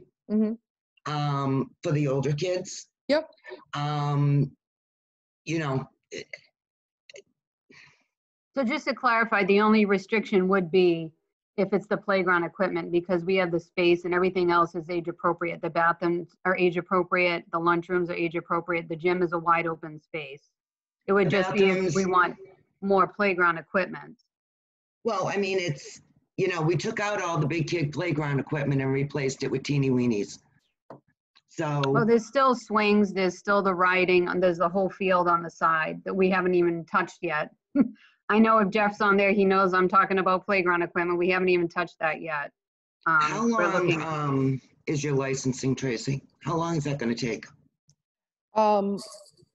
Usually from start to finish, it usually takes about 6 to 8 weeks. But we also, if we're going to definitively run the program, we also have to market and reach out to parents so that they know if school is in session, they can make plans for where their children are going. So, I mean, one thing I did want to mention too is in the morning, I would be a little bit concerned with the kids getting on the bus from just because it's a little bit nutty and, you know, we'd have to talk with Sandy. We did that in the past too, where we had the kids getting on the buses. I don't know if you remember that. Getting on the buses to go to Central? Yes. From North. Right. Right. I mean, these are all logistics, you know, Nancy, Yeah. that I remember very well coming out of North. Yeah. See, this is where I am, and I know Sandy said that she's got enough room in that bus, but that's 30 kids on one bus going to one place, as well as the rest of the kids that have to go home. We averaged it would be a few to start. It would not be the same. So I guess the numbers are maybe a little deceiving in that way. Some families just said they only needed Tuesday, Thursday. I mean, it's not all the students at the same time. Some only needed afternoon, some only needed in the morning, and some do need it at both points. But I do understand your point, Nancy, is that the parents were a little bit upset. You know, they just want the kids to come on the bus and come right to Central instead of going how we had to have that extra bus going at North, and then it would take the students down. So going on two different rides. And we just figured out the timing because our building starts a little bit later. Right. Your building starts later, hers starts earlier. Right. So, Sean, did you have a question? No. I'm just, in fairness to everybody, and I apologize for staff members that are here so late. Sheila, did you have a motion, or are we? I would like to get moving forward because, to be honest, I understand you want to get moving forward, Kim, but I'm really having issues right now, and I don't have my counterpart on here any longer. So, Is this something that Ms. Marino, Ms. Stafford, and Ms. Fuller, the decision has to be made tonight? Can we do this at our board meeting in July? Is that too late? Well, that's Especially why I was where the asking other about Sandown rep licensing. is not here. That's why I was asking about licensing. I think they need an answer tonight, and I don't have the answer that they want. Let's put it that way. That's my problem right now. I don't have I think part of it, I think we've made progress, because I think if everyone's noticing that it is a positive and it would be something good for the schools, I think we just have to establish the location, the logistics. I agree, Jen. That's exactly where I am right now. Tracy, did you ever even go out to North? I have. So You I just have. haven't had the licensor go out to North. So I'm happy, and again, I can't make a motion, but I'm happy to have our licensor take a look at the space and work with Nancy to take a look at space at North that could be used for the after school program. Logistics. Yep. So can we make a motion to approve before and after school program with a location to come back to the board for final approval? Huh? To be determined. To be determined. Can we do that? But Sheila, do you mean by be determined that the final location needs board approval? Correct. Okay, so the motion would be that and maybe you want to make this motion, that we approve a YMCA before and after care program for Sandown students, and the location will be brought to the board for final action. Sounds like a great motion. Can you You write love that that? down, Kat? I'll make that. Okay, so Sheila makes a motion. Is there a second? I'll second it. Kristen seconds. Can we take a vote on that, Kat? Just 1 second. So to approve YMCA before and after care program for Sandown students, and location will be brought, and final location will be brought before the board for approval? Right. Correct. Okay. I hate to be difficult. I just want to do what's best for these kids. You're good. We're moving on. Mr. Boyle. Yes. Okay, thank you. Thank you. Mr. Doobie has left. Dr. Farah. Yes. Mrs. Kishka. Yes. Ms. Lowe's. Yes. Mrs. Mockamer. Yes. Mr. O'Neill. Yes. Mrs. Savage. Yes. Mrs. Silva. Yes. Okay, thank you. Moving on to the administrator's report, Dr. Metzler. Thank you, Dr. Farah.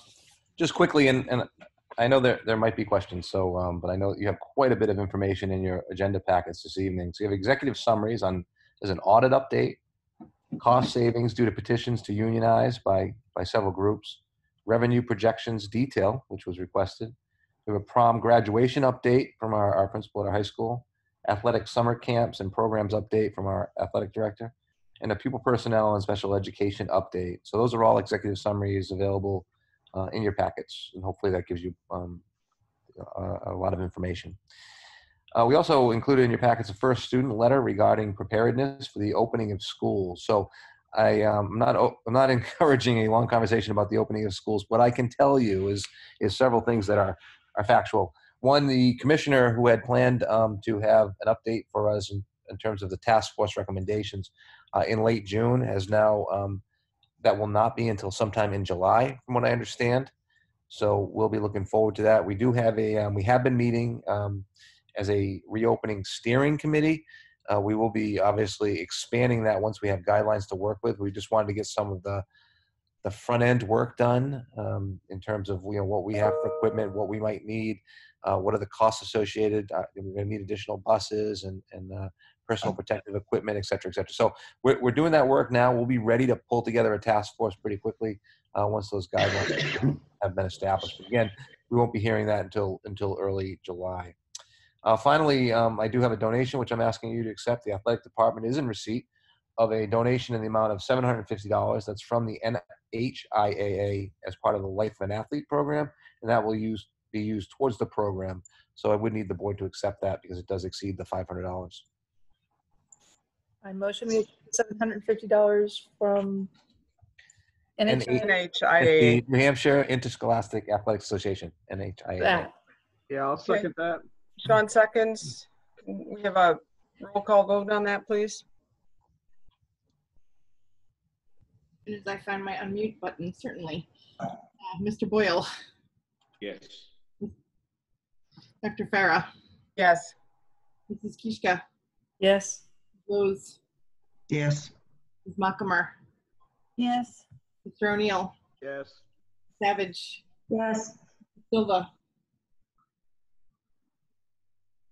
I think she's gone. Okay, thank you. On these summaries in the packet, I just wanted to say, I had requested the current wages versus budgeted wages for these labor groups, and because once a group enters into the collective bargaining agreement, those wages need to stay steady until there's an approved agreement that moves to the voters. So, okay. So moving on to the personnel report. Excellent. Thank you, Dr. Farah. You have the personnel report in 3 sections, as always. First is renominations. That's a professional renomination. That's typically someone we would have brought to you prior to the April 15th deadline, but they had certifications or license issues. So that's Sarah Children. So she's the Timberlane Regional Middle School Family Consumer Science teacher. So I'd like to ask you to vote to approve her renomination. I have a question, Dr. Metzel. Sure, go ahead. Why do I feel like we've seen poor Sarah's name before, only and she resigned or something? Am I correct? Am I off the wall? I don't recall that, but Sandy, do you? I do not recall that either, not to my knowledge. Okay, I'm losing my mind. It's getting late. Sorry. Okay, could we combine that with could we combine that with the nomination? Great, yes, and we're in the process. Obviously, you know, we've had several nurses resign. We have one that we're bringing you tonight, and hopefully we'll have another one at the next meeting. I know that Jen Marino has a candidate that she's looking to move forward, but for tonight, this is great, you know, because nurses are very difficult to find and really hard to keep. So we bring you Sharon Chagru. That's for the Danville Elementary nurse. I'll make the motion to renominate Sarah Julian and nominate Sharon Chagru. Okay, is there a second? I'll second. Brian seconds. Kat, can you take the vote, please? Mr. Boyle, Yes. Dr. Farah, Yes. Kishka, Yes. Ms. Rose, Yes. Ms. Makamer, Yes. Mr. O'Neill, Yes. Mrs. Savage, Yes. Mrs. Silva. Yes. Okay, thank you. Finally, we have three resignations this evening, all professional. Sean Cashman, it's a Timberlane Regional High School special education teacher. Gretchen Scruton, Timberlane Regional Middle School math enrichment teacher. And Carol Donovan, Sandown Central Kindergarten special education teacher. I'll make a motion to accept the resignation of Sean Cashman, Gretchen Scruton, and Carol Donovan with gratitude for their service. Is there a second? Second. Brian seconds. Kat, if you could take the vote. Mr. Boyle, Yes. Dr. Farah, Yes. Mrs. Kishka, Yes. Ms. Rose, Yes. Mrs. Makamer, Yes. Mr. O'Neill, Yes. Mrs. Savage, Yes. Mrs. Silva.